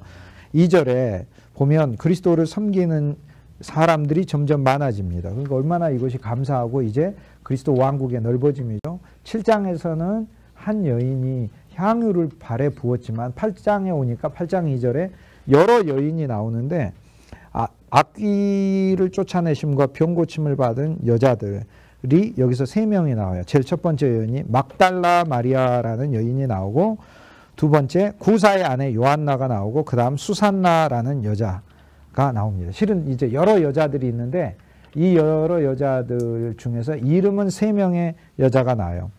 막달라 마리아부터 보죠. 7귀신에서 나음을 입었다. 얼마나 귀신이 많았는가. 7귀신. 그런데요. 실은 막달라 마리아가 7귀신이면 저는 한 7천마리 귀신 아니었을까 이렇게 생각을 해요. 저는. 그러니까 많이 사함 받은 자가 많이 사랑한다니까요. 그러니까 예수님이 나를 이 정도 용서해 줬다고 생각하면 예수님 없어도 돼. 이렇게 어떤 예수님이 50데나리온 갚아줬다 그러면 겨우 그거 사해주고 나한테 생색내기는 이렇게 되는 거예요. 내가 그분이 나보고 주님의 나라를 위해 너를 좀 쓰자 그러면 50데나리온 겨우 탕감해주고 내 나귀를 쓰겠다고? 그럼 뭐 나귀 쓰세요. 뭐 이럴 수도 있지. 근데 너를 쓰겠다 그러면 50데나리온 탕감해주고 뭔 소리란 이렇게 되는 거죠. 근데 1만 달란트를 탕감받았다는 사실을 알면 내가 그 정도로, 그러니까 이제 8장은 사실 받아들이시기가 우리가 종교인 안에 있으면 좀 힘든 말씀드려요. 내가 7귀신이 들렸었나? 좀 이해가 안 가죠. 내가 무덤가 청년이었나? 그런데 그리스도 안에 일어난 모든 사건은 우리에게 동시적 현재로 내가 주님 안에서 일어난 사건인데, 내가 이 하나하나의 사건 속의 주인공으로 이 하나하나의 사람으로서 구주에게 구원을 받았다고 할 때 영적 달란트를 버는 거라니까요. 영적 데나리온을 벌어 모으는 거라니까요. 그러니까 내가 구주를 믿어 그분의 자녀가 된 건 무덤가에서 살아난 사건이구나 라를 알아야 되는 거지. 그래야 물론 그러지 않아도 기쁘고, 그건 딴 사람이 그렇게 살아났다 이렇게 생각을 해도 되긴 하죠. 옆에 박 집사는 분명히 무덤가의 청년이야 이렇게 생각할 수 있고, 나는 그 앞장에 나오는 향유를 부은 여인이야 뭐 이렇게 생각해도 되죠. 그렇게 생각해도 되는데, 그게 아니라 이 모든 사건이 내게 동시적으로 일어난 사건이란, 7귀신은 7이랑 온전하다는, 귀신은 아까 전에 제가 사탄의 별명이었죠. 첫째 뱀, 왜? 땅의 것을 생각하고 숨어있고 은밀하게 독을 품고 있고 쥐어서 졸라서 죽이기 때문에. 그리고 하나님 봤을 땐 그 길의 뱀이 아니라 그 뱀과 같다면 영적으로 뱀이다, 사탄이. 두 번째, 사탄이란 말 자체가 대적해요. 하나님을 향해서도 대적해요, 따지고. 그래서 사탄과 친하면 친할수록 대적하는 본성이 아주 쉽게 생겨나요. 다 대적해. 말씀도 대적해, 하나님도 대적해, 다 대적해. 자기 식구들끼리도 대적해. 대적이 아니라 자기들끼리도 대적해. 그래서 자기들끼리도 대적해요. 그 어디 나오냐면 창세기 14장에 나와요. 북쪽 왕, 네 왕이 남쪽의 왕 소돔과 소알에 있는 5 왕들을 공격해요. 북쪽 왕 그돌라오멜과 벨라와 셋 왕이 남쪽에 있는, 마곡의 왕이 남쪽에 있는 5 왕을 공격한다니까. 남쪽은 소돔이잖아요. 제가 성경 읽으면서 제일 이상한 부분이 그 부분이었어요. 성경이 제일 쉬운 부분은 누구냐면 아시리아가 이스라엘을 공격했다. 이거는 쉬워요. 아니, 누가 이렇게 하나님 보호 아래 있고 누가 이렇게 나쁜 민족인지 이렇게 구분하기가 쉽잖아요. 아니 근데 소돔을 공격한 거예요, 북쪽에서. 그럼 할렐루야 아니에요? 소돔을 공격했으니. 근데 북쪽에서 공격한 애들도 나쁜 애들인 거예요. 그러면 도대체 왜 네 왕이 5 왕을 공격한 건가? 초대교부들이 어떻게 풀이했는지 아세요? 북쪽의 네 왕은 세상이고 남쪽의 5 왕은 인간의 육신이에요. 소돔은 육신을 가리키므로. 그러므로 인간의 육신이 그나마 이성적으로도 살지 못하고 세상이라고 하는 모든 요소로 장악이 돼서 포로가 된 거다라는 거예요. 거기에 롯이 끌려갔다 이 얘기는 뭐예요? 원래 믿고 있던, 관습적으로 친척이니까 관습적으로 믿고 있던 그 신앙마저 잃어버리고 자기 육신도 세상에 팔려가고 세상의 노예가 된 거야. 육신적으로만 믿었을 뿐만 아니라 육신적으로 이제는 믿지도 못하고 오히려 세상에 완전히 포로가 됐는데, 그러나 아브라함이, 쉽게 얘기해서 믿음을 가지신 하나님의 영이 거기까지 쫓아와서 나를 회복하고 나한테 믿음을 넣어줬다라는 얘기죠. 그거는 창세기 성서 해석할 때 한 건데, 이미 제가 7년 전에 얘기 다 했어요. 지금 7년 만에 처음 얘기하는 거죠. 7년 만에 처음 얘기하는 거예요, 지금 현재.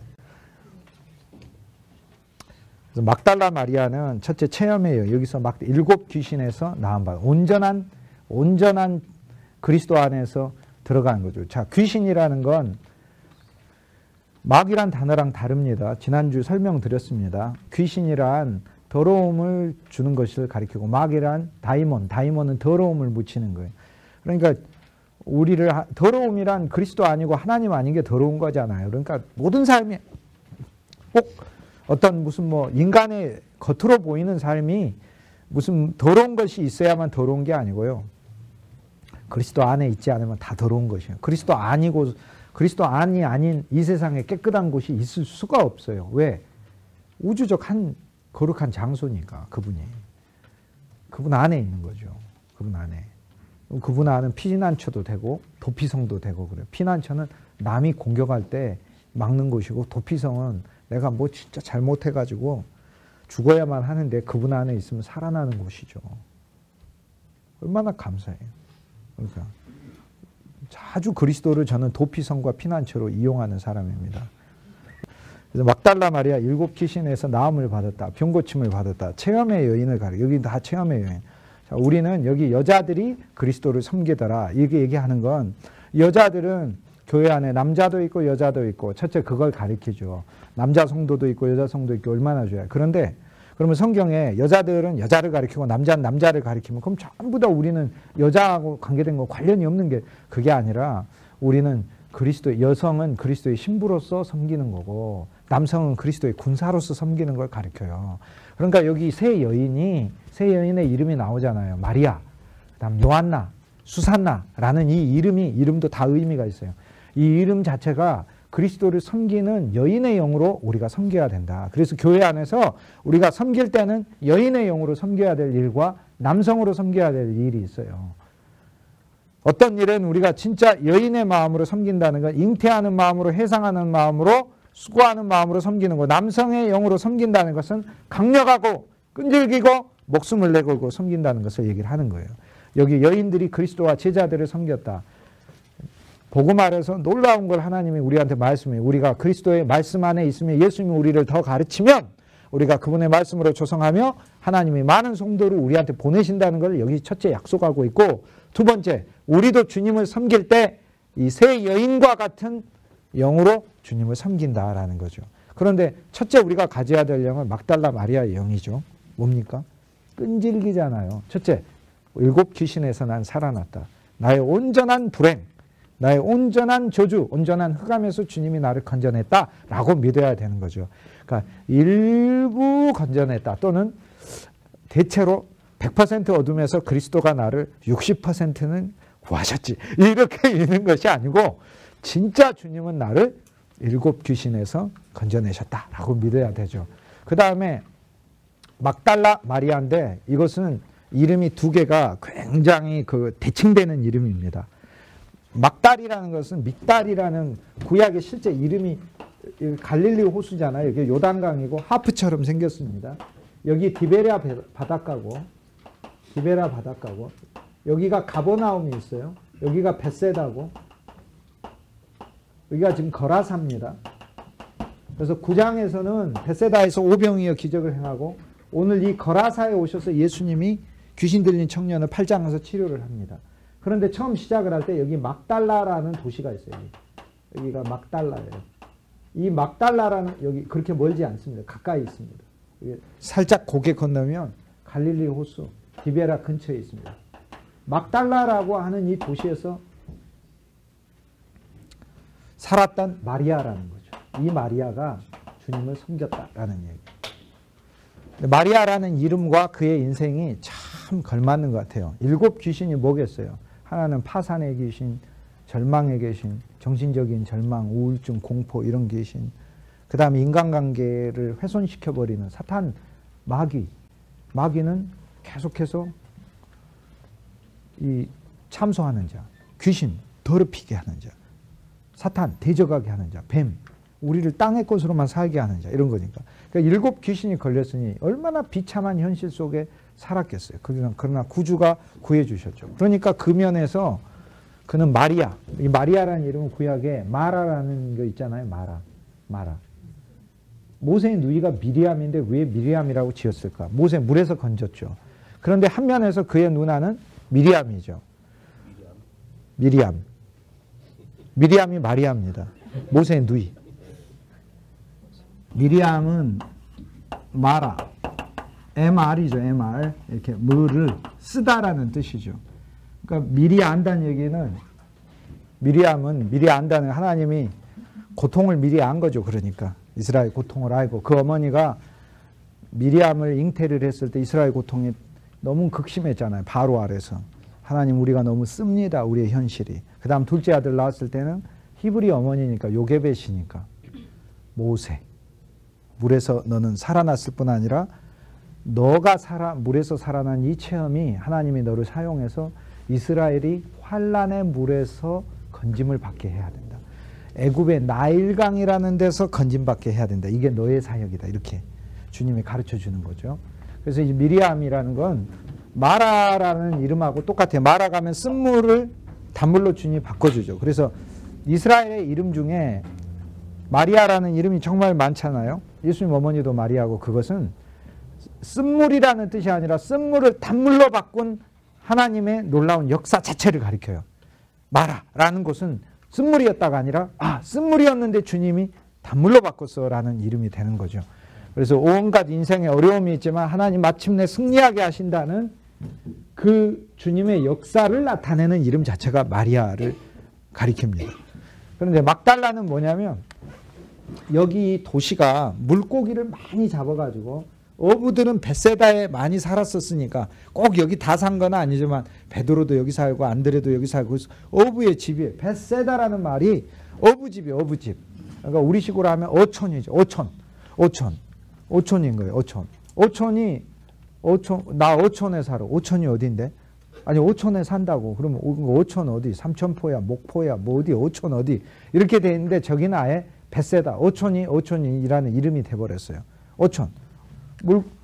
세다. 어부들이니까. 어부들의 집이니까. 어부들은 여기 많이 살지만 어부들이 여기서 물고기를 잡아서 여기 디베라 바닷가에 와서 공판장에서 이제 이렇게 막 이거 하잖아요. 이렇게 이거 해가지고 이제 물고기를 도매상이 이렇게 사가면 이 물고기들을 어디 보내냐면 예루살렘에도 보내고 막 여기 두로와 시돈에도 보내고 이렇게 되잖아요. 이렇게 뭐 이렇게 하는 거 있잖아요. 이렇게 하는 거. 그거를 여기 디베라에서 하면 막달라에 그 물고기들을 저장해놔요. 그래서 거대한 저장 창고가 여기 있어. 소금에 절여가지고 저장해서 상품화 해가지고 막달라는 수출을. 그래서 여기는 막달이라고 하는 곳이 탑을 가리키는데 거대한 물고기 탑을 세워놓고 그 물고기 저장 탑이 있는 곳이. 그래서 막달은 탑이라는 뜻이에요. 탑. 그래서 막달라라는 도시에서 산다 그러면은 굉장히 괜찮은 도시에서 살아요. 그다음 두 번째 막달라는 이 교육의 그 이스라엘에서 랍비들이 그곳에서 살고 나중에 이스라엘의 제2의 얌니아 다음으로 랍비가 가서 거주하게 살게 되는 중심지가 돼요. 그러니까 막달라라는 도시는 저기에 있어서 굉장히 그 귀티나는 도시예요. 귀티나는 도시. 근데 막달라 출신 마리아다 이렇게 얘기를 했을 때 그래도 좋은 지역에서 물고기 유통이 있는 곳에서 그런데 그곳에서 어떤 인생을 살았는지 성경은 얘기하지 않죠. 어떤 남편을 만났는지 그의 삶이 어떠했는지 그의 삶에 어떤 굴곡과 즐곡이 있었는지 얘기하지 않죠. 성경은 그런 얘기 많이 안 해요. 구역예배 하면서 그런 얘기 나누는 게 구역예배가 아니에요. 그리스도를 나누는 게 구역예배지. 뭐 제가 이번 주에 저희 아이가 유치원에 갔는데요. 막 유치원 선생님하고 막 싸웠는데요. 제가 왜 그런 얘기 하는 게 아니고 그리스도가 날마다 나한테 얼마나 감사한지 이것을 얘기하는 게 구역예배죠. 물론 이제 상담 받으러 갔을 땐 다 얘기해야 하는 거예요. 그게 상담 받으러 가서. 근데 그래서 막달라 마리아 이렇게 얘기를 했을 때 막달라 그러면 큰 탑, 물고기 탑이 있는 곳, 유통하는 곳 이곳이에요. 물고기를 유통하고 그곳에 이스라엘 북부에 있는 도시들 중에서 그래도 굉장한 품위가 있는 곳이죠. 이곳이. 마리아하고 막달라라는 그 두 이름은 상당히 대비되는 어떤 성격을 가지고 있어요. 그래서 이제 제가 역사신학자로서 막달라 마리아 이런 느낌의 단어를 들었을 땐 막달라가 가지는 교회사에서의 어떤 위치가 있어요. 그게 어떤 기독교 역사의 위치만이 아니라 당시 2000년 전에 그 사회상 속에서의 막달라라는 도시가 있어요. 근데 그곳에서 마리아라는 한 여인이 있다라는 거예요. 근데 7 귀신이다. 삶이 어떠했는지 우리는 알죠. 그러나 그리스도께서 그를 구출해 주셨다라는 거예요. 그래서 그 여인의 삶은 앞으로 그리스도가 되는 거예요. 근데 이 여인의 삶이 묘하게 진짜 막달라가 돼요. 영적 막달라가 돼요. 영적 물고기가 저장된 탑이 돼요. 그 여인에게는 언제나 물고기가 마치 있는 것처럼 물고기 믿음을 가리키잖아요. 익투스니까 주는 그리스도의 살아계신 하나님의 아들입니다라는 믿음 고백을 가리키는데 진짜 어느 여인보다 물고기가 많이 저장된 여인이에요. 물고기를 많이 잡았을 뿐만 아니라 저장이 되어 있는 여인. 그리고 이 물고기, 신앙적인 영적인 생산된 물고기를 수출할 줄 아는 여인인 거죠. 그리고 끝까지 신앙의 탑이 돼요. 다 지켜봐요. 십자가에서도 도망가는 제자가 아니에요. 그리스도의 죽음을 지켜봐요. 부활 동산에서도 지켜봐요. 끝까지 신앙의 수호탑이 돼요. 어디에도 있습니까? 성령 충만 받게 될 때 사도행전 2장에도 그곳에 막달라 마리아는 있어요. 막달라 마리아는 그리스도의 사역에 처음부터 끝까지 탑이었어요. 베드로가 반석이라면 막달라는 탑인 거예요. 그러니까 지금 주님은 하나하나씩 세우고 가고 있죠. 벽도 완성되고 문도 완성되고 기초돌도 놓아지고 탑도 있고 지금 뭘 짓고 있습니까? 하나님의 왕국, 그 왕국의 수도 새 예루살렘을 짓고 있는 거죠.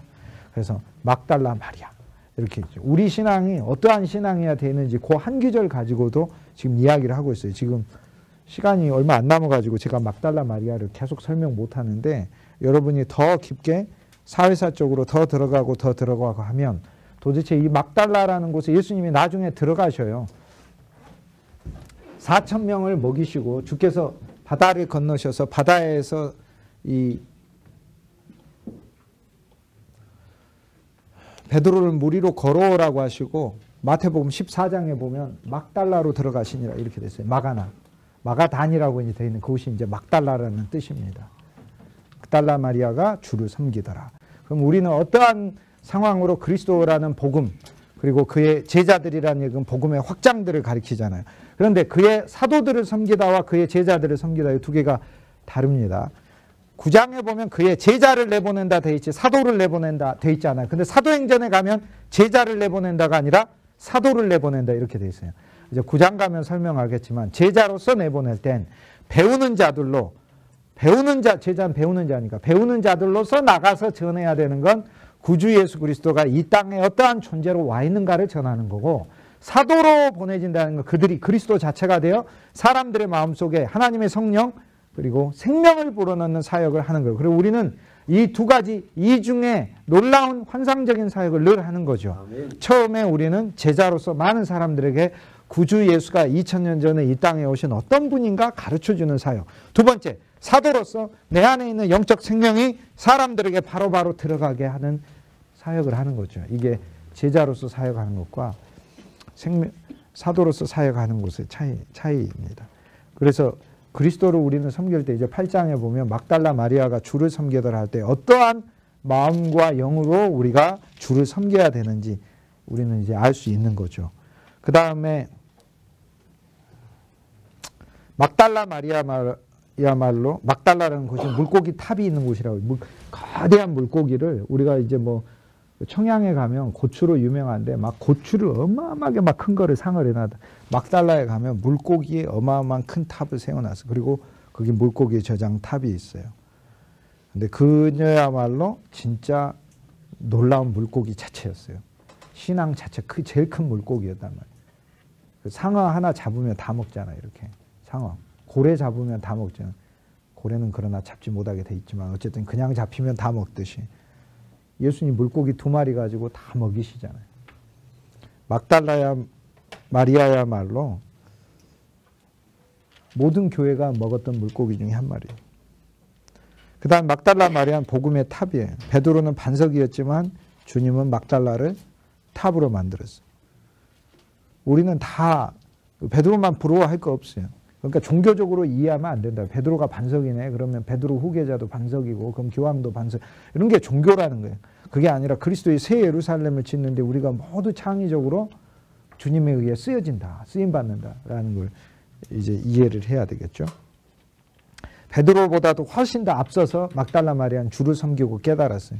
베드로는 가이사라 빌립보 가서야 뒤늦게 구주 예수를 고백하고 그제서야 비로소 반석이 되는데 막달라 마리아는 그 전부터 훨씬 더 주님의 신앙의 탑이 되었죠. 그리고 막달라 마리아를 통해 예수님 제자들이 계속 길러지죠. 그가 부활을 증거했다는 얘기가 무엇이죠? 그가 이미 나이가 많은 여인으로서 예수님의 제자들에게 가서 젊은 제자들에게 그리스도의 부활에 대해 가르쳐주는 사도의 역할을 가장 먼저 한 거죠. 그래서 요한복음에 대하여 레이몬드 브라운이 요한복음 여인들의 복음서다 이렇게 부르고 거기 여인들 중에 가장 현저한 여인 막달라 마리아 그가 바로 사도다 이렇게 얘기하죠. 사도행전 요한복음 4장부터 수가성 여인이 복음을 전하잖아요. 여인의 이야기를 통해 우주적인 구속을 계속 주님이 얘기하잖아요.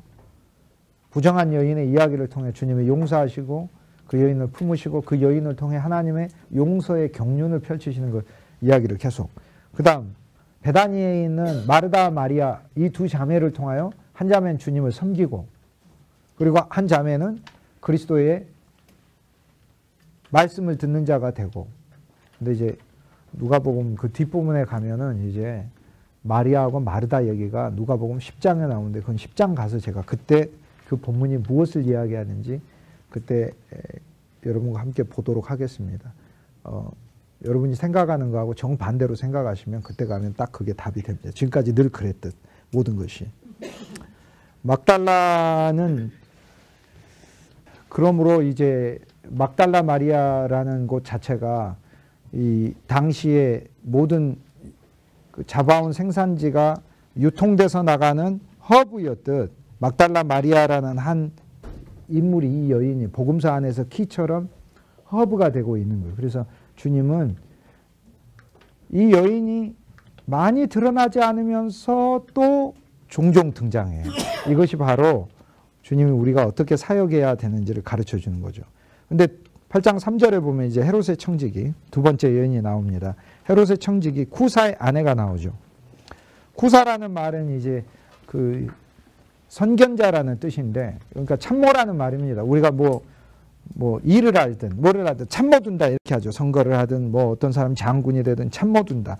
참모라는 말을. 그런데 이 사람의 직책도 에피트로포스라는 당시 헬라어 중에서 에피트로포스라는 이 단어 자체는 굉장히 높은 직위를 가리켜요. 그래서 헤롯의 청지기, 헤롯의 재정장관이라고 이야기를 합니다. 헤롯의 재정장관인 요한나가 주님을 섬겼고 또 수산나가 주님을 섬겼다라고 이렇게 이야기를 해요.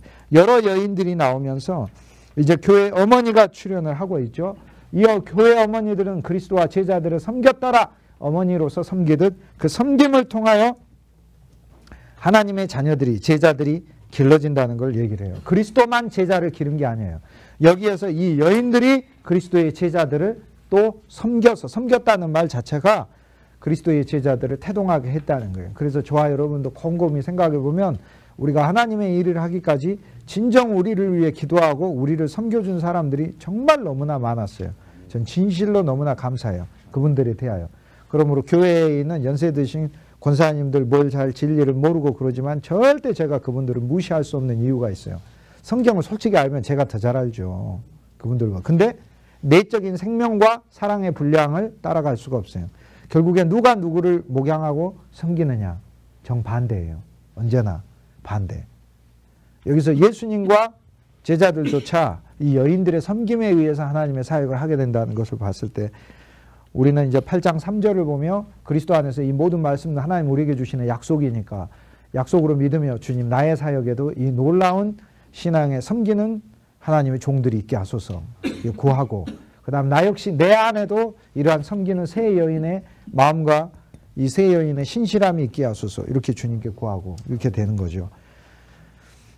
그리스도조차도 이 여인들의 섬김에 의해 그 앞장에는 기름 부어짐에 의해 그리스도가 되고 섬김에 의해서 그리스도조차도 그리스도의 사역을 하신다는 걸 보여주니까 주님은 우리에게 모든 것을 주시면서 주님조차도 우리들에 의해서 사랑을 받으시는 분이라는 것을 얘기를 해주죠. 이 쿠사의 아내가 남편 쿠사가 벌어온 월급 가지고 예수님과 제자들을 섬긴다는 것 자체가 이렇게 보면 근데 이 쿠사가 이름이 등장한 것은 자 누가복음에서 예수님 사건이 일어나고 지금 누가복음이 쓰여진 시대 그다음 오늘 우리 시대 이렇게 돼 있잖아요. 그럼 쓰여진 시대로 가보자. 쓰여진 시대면 누가복음에 예수님 사건이 일어나고 40년 뒤에 누가복음이 쓰여지거든요. 예수님이 이 일을 지금 AD 30년에 했다면 누가복음은 약 68년, 70년대 초반까지 이렇게 누가복음이 중반까지 누가복음이 쓰여진 걸 얘기를 하니까 그러면 40년 후에 지어진 거예요. 예루살렘 성전이 멸망하고 AD 66년 정도, 68년 지나가지고 한 10년 정도, 한 70년 중반 정도에 누가복음이 쓰여질 것으로 봐요. 누가복음의 전체적인 톤이 그래요. 그러면 40년 이후에 성도들은 지금 할아버지가 되어 있는 쿠사가 있는 거예요. 그래서 그리스도인이 아닌 사람의 이름에 대하여 또는 그리스도인이 아니더라도 현저한 반대자는 반대자의 이름을 반드시 적어놓지만 여기서 쿠사와 그의 아내 요한나라고 이렇게 적어놓은 것은 오늘날 우리 하나님의 교회가 서도록 그토록 열심히 수고한 그 쿠사라는 형제의 그 형제가 원래 옛날에는 지금은 은퇴해가지고 이렇게 큰 뭐 노인 할아버지가 됐지만 와 왕년에 엄청난 분이셨네. 그분이 그래도 이게 이 충청도에 있는 아주 큰 그 직위를 가지신 분이셨네. 이런 거하고 똑같다 그 말이에요. 그게 40년이 지나서 이렇게 회고하는 성도들이 그 누가가 말씀을 쓸 때 그 부분을 보면, 근데 이건 뭘 얘기합니까? 구사가 헤롯을 섬기는 것 같지만 헤롯을 섬기는 게 아니다 그 말입니다. 그리스도를 섬기는 거지. 지금 주님은 왕국을 회수하고 계셔요. 당신의 하나님 나라, 하나님 왕국을 세우러 왔는데 그 왕국에 지금 다 받아들이고 계시는 거예요. 지금 그 왕국에 백부장도 여기에서는 헤롯의 궁궐에 있는 청지기도 그리스도를 다 섬기고 있어요. 우리는 우리가 일하는 곳에서 우리 나라를 섬기는 것 같지만 본질적으로 우리는 그리스도를 섬기는 자가 돼야 되는 거죠. 어떤 환경에 있어서든지 그리스도를 섬기는 게 우리 본질이다라는 거죠. 그래서 그리스도가 당신이 참 카이사르임을 보여주시는 거죠. 그리고 그리스도가 진짜 갈릴리 왕이시죠. 헤롯 안티바스가 갈릴리 왕이 아니라 구사조차도 그리스도를 위해서 그의 급여가 쓰여지게 되니까. 그래서 카이사르의 것은 카이사르라고 바치고 하나님 것은 하나님 것이라고 하지만 카이사르 것도 카이사르 것이 아니라 결국엔 다 카이사르 것도 하나님 것이 다 돼버립니다. 그게 하나님이 하신 역사래. 그리고 여기 이 귀절을 우리가 좀 깊게 생각하면 이런 생각이 들어요.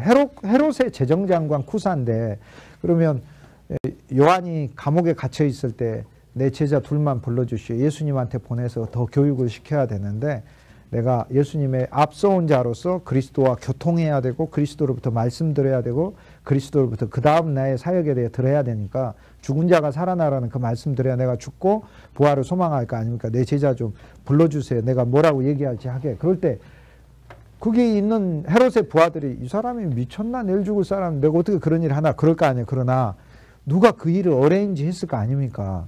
쿠사가 높은 직위에 있으니까 요한을 존경하고 두려워하는 마음이 왜 없었겠어요? 자기 부인은 월급 갖다 주면 맨날 예수님한테 가가지고 쓰고 있고 이러고 하는데 그도 신자죠. 가서 헤롯의 얘기를 들어. 이 모든 과정에 앞에 요한의 이야기가 나오고 뒤에 헤롯의 청지기, 헤롯 안티바스의 청지기 쿠사가 나온다는 것은 그의 역할이 하나님께서 보이지 않는 가운데 많이 있다라는 걸 얘기를 해주죠. 그러면 이거는 어떤 생각이 드냐면, 야, 헤롯 같은 사람을 섬기고 살면 얼마나 힘들까. 진짜 힘들지 않겠어요? 헤롯 같은. 성경에서 헤롯 대왕은 요세푸스가 뭐라고 쓰냐면 온 천하에 이렇게 악독한 인간이 있을까? 라고 써요. 요세푸스의 글에 헤롯 대왕. 예수님. 왜냐하면 그가 예수님 죽일 때 예수님 죽이려고 할 때 예수님뿐만이 아니라 베들레헴 아기들 다 죽이고 그뿐 아니라 자기가 죽을 때도 자기 혼자 죽는 게 억울하니까 부하들한테 명령을 내려가지고 경기장 가이사라 빌립보 성지순례 가면 가이사라 빌립보 그 원형 경기장 있잖아요. 거기 그 안에다가 사람들을 다 가두고 나 죽으면 다 죽여버리라 동시에. 그래서 나 죽은 거 혼자 억울하니까 이 사람들 다 같이 죽자. 그리고 내가 죽었을 때 나를 위해 울어줄 사람이 없는 것 같은데 니들도 한번 울어봐라 그러면서 명령을 내렸다니까요. 근데 헤롯이 죽었는데 그 명령을 부하들이 수행을 안 해요. 그래서 그 사건을 요세푸스가 기록을 하면서 뭐라고 하느냐. 온 세상에 이렇게 악독한 자가 있을까? 죽어가면서 모든 사람들 오히려 놓아주는, 악독한 사람도 놓아주는데 오히려 죽어가며 마음을 더 악하게 하여 이런 통치자가 있을까? 이렇게 해요. 그 아버지가 그래요. 근데요, 그 다음에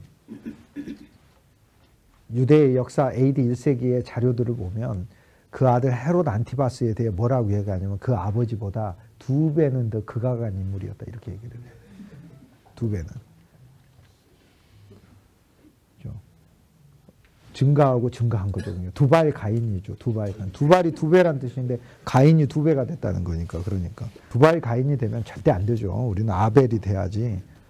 감소해야지. 막 고집 2배, 욕심 2배, 뭐 자아 2배, 뭐 이렇게 되면서. 자, 이름이라는 것을 보면 요한나라는 이름은 요한의 여자 이름이에요. 남자는 요한, 여자는 요한나 이렇게 되는 거죠. 이름을 남자식으로 알렉산더, 여자는 알렉산드라 이렇게 이름을 바꾸듯 이렇게 여자식으로 이름을 바꾸는 거죠. 그래서 요한나는 요한이라는 은혜라는 이름을 여자에게 붙일 때 하는 이름입니다. 자, 마리아, 인생의 고통 중에 하나님을 신뢰하는 믿음, 그죠? 여기 요한나, 은혜, 하나님이 나에게 준 모든 것을 주를 위해 쓰는 거, 그죠? 이 자들이 그리스도와 그리스도의 제자들을 섬기더라. 자, 우리의 영이 어떠해야 하는 걸 가르쳐 주죠. 우리의 모든 인생에 일곱 귀신 같은 진짜 험난하고 어려운 삶이 우리에게 과거에 무엇이 있었든 그것을 그리스도가 단물로 바꾸셔서 주님을 섬기는 복음의 증거탑이 되기를 주님은 원하신다. 그 얘기고, 여기 요한나 쿠사의 아내, 그래서 주님이 우리에게 주시는 무엇이든지 간에 그 그리스도의 일에 조금이라도 보탬이 되는 그런 사역을 하는 거. 근데 뭘로 일해요? 요한나, 은혜로 일한다는 거잖아요. 은혜, 마리아, 주님을 변화시키는 믿음, 믿음으로 일한다. 요한나, 은혜로 일한다. 이렇게 얘기하는 거예요. 은혜로 일한다. 요한은 남자이고 요한나는 여자인데, 은혜가 예를 들어서 요한이 남자인 것은, 남자가 은혜라는, 그러니까 남성의 은혜라는 것은 성경에서 영적으로 이야기하고 외적으로 은혜가 나타나는 것을 얘기를 해요. 그리고 은혜가 강력해야 돼요. 은혜가 강력해야 합니다. 우리 한 면에서 은혜가 진짜 강력해야 됩니다. 남들을 향해서도 은혜가 강력해야지 율법이 강력하면 사실 안 됩니다. 근데 은혜가, 여성이라는 것은 숨어져 있고 숨겨져 있고 부드러운 것을 가리키는 거죠. 그게 여성이니까. 그래서 요한나라는 건 우리는 요한만 되지 말고 요한나도 되어야 한다는 것을 성경은 얘기를 한다. 그럼 세 번째 여인이 수산나인데, 이 수산나라는 이름이 성경에서 진짜 신기한 이름. 수산나라는 이름은, 이 이름은 이름으로는 여기서 유일하게 등장하고 더 이상 어떤 곳에 등장하지도 않고 어떤 소개도 나오지 않습니다. 그냥 수산나가 섬겼다 이렇게 얘기를 합니다. 수산나가. 근데 왜 그런가? 수산나를 잘 아니까 그래요. 수산나라는 이름 자체가 사실 유대인들에게는 정말 유명한 이름입니다. 우리는 다니엘서가 이제 12장까지 있는데 2000년 전에 다니엘서는 13장, 14장에 두 장이 더 있었어요. 13장에 수산나라는 여인의 이야기가 나와요. 이 여인이 유대 장로들이 유대 장로들이 아주 나쁜 장로들이었는데, 수산나라는 여인이 다니엘이 있었을 시대니까 예수님 탄생 500년 전에 유명한 유대인 여인이에요. 우리식의 이제 전래 이야기 속에 우리들에게 유명한 여인들이 있죠. 논개가 유명하고 춘향 씨도 유명하고 많이 유명한 여인들이 있어요. 우리에게 이렇게 유명한 여인이 이스라엘의 역사에도 수산나는 유명한 여인입니다.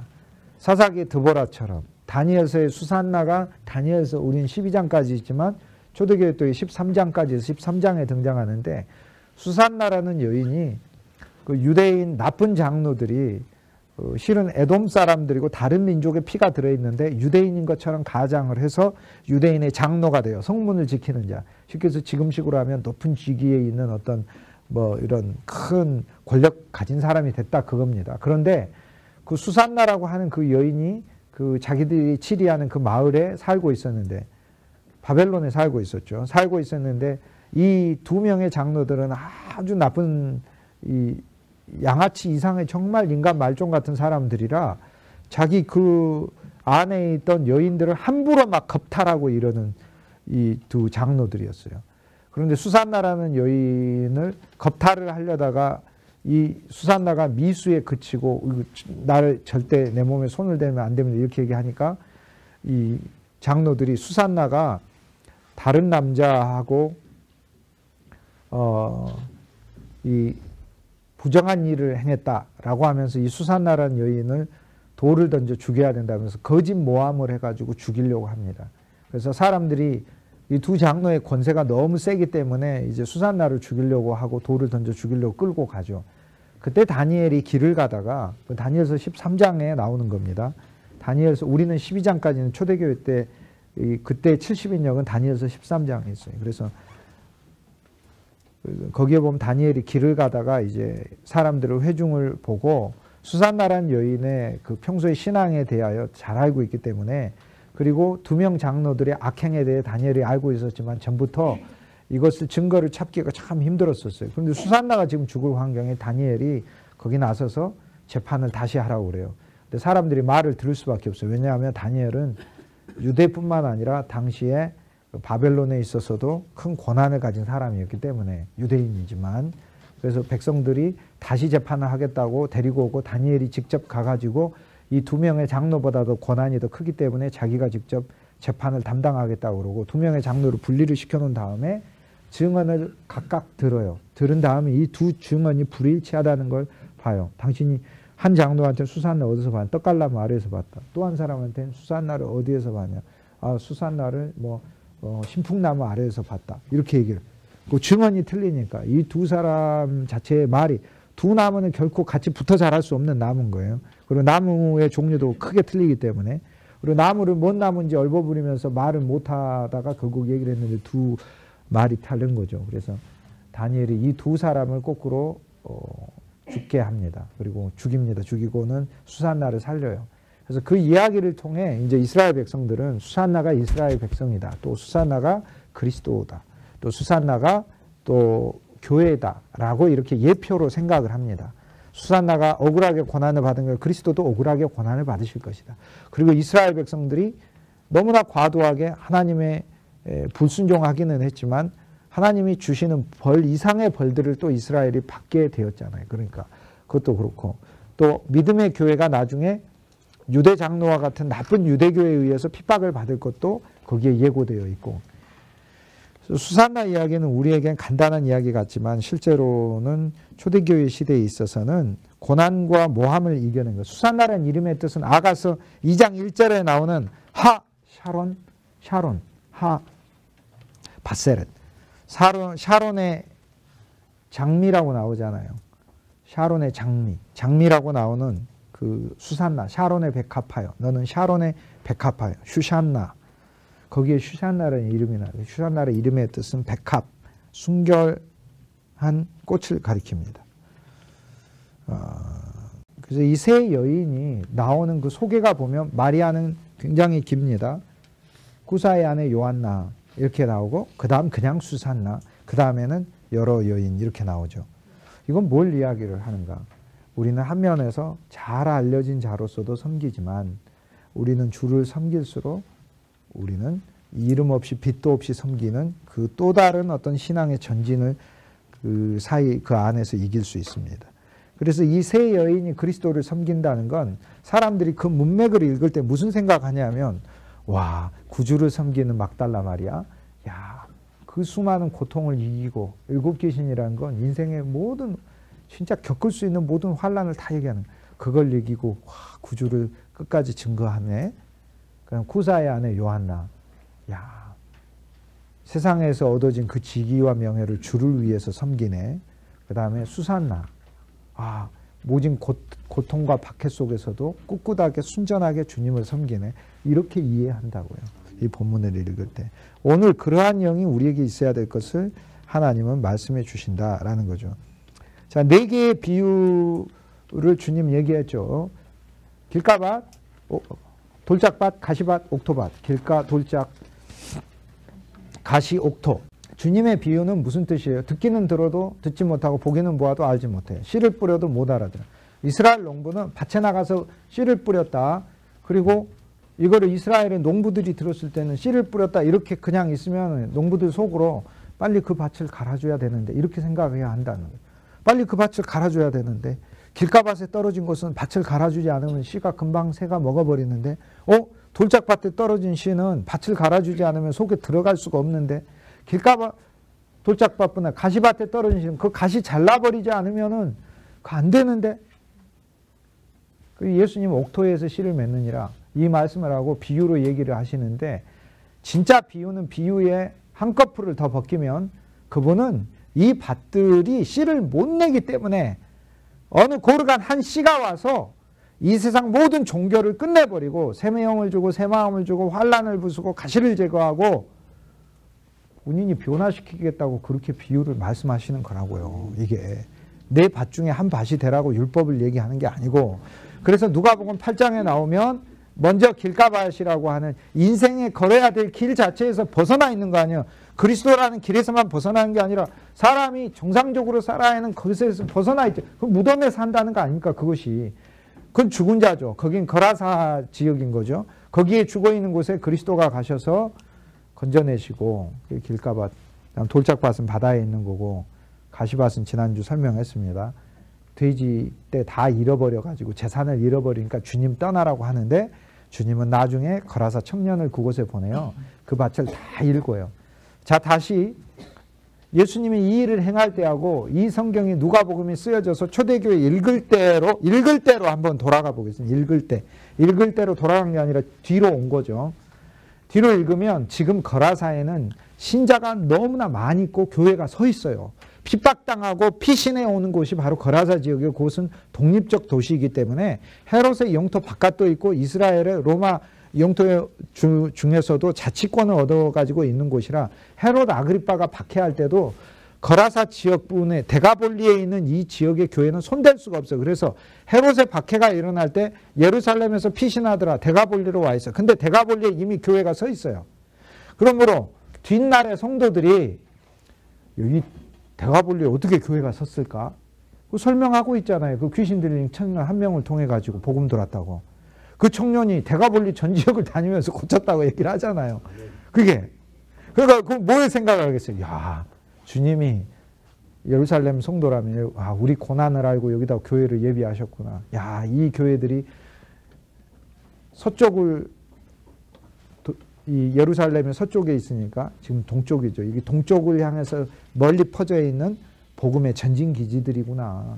이곳이 다마스커스를 통해서 저기 아시리아, 페르시아, 나중에 페르시아 지역까지, 그래서 아시아까지 오게 돼요. 그 복음이 경교라고 해가지고 나중에 다. 그리스도께서 하시는 이 사역이 바로 이때 이것이 씨앗이 되었구나. 이 씨가 그때 뿌려졌구나. 이 씨가 그때 뿌려져 그리스도가 옥토로 바꾸고 이 거친 사람들의 마음도 그리스도가 또 이래서 옥토로 바꿨구나. 이것을 오늘 우리가 그 분복을 누리는구나 라고 누가복음이 쓰여지고 회람될 때 사람들은 그렇게 그 귀절을 읽는다고요. 아멘. 그리고 거라사라는 말의 뜻이 진흙밭이라는 뜻이거든요. 거라사에 갔다 하잖아요. 진흙밭. 진흙에서 어떻게 곡식이 자랍니까?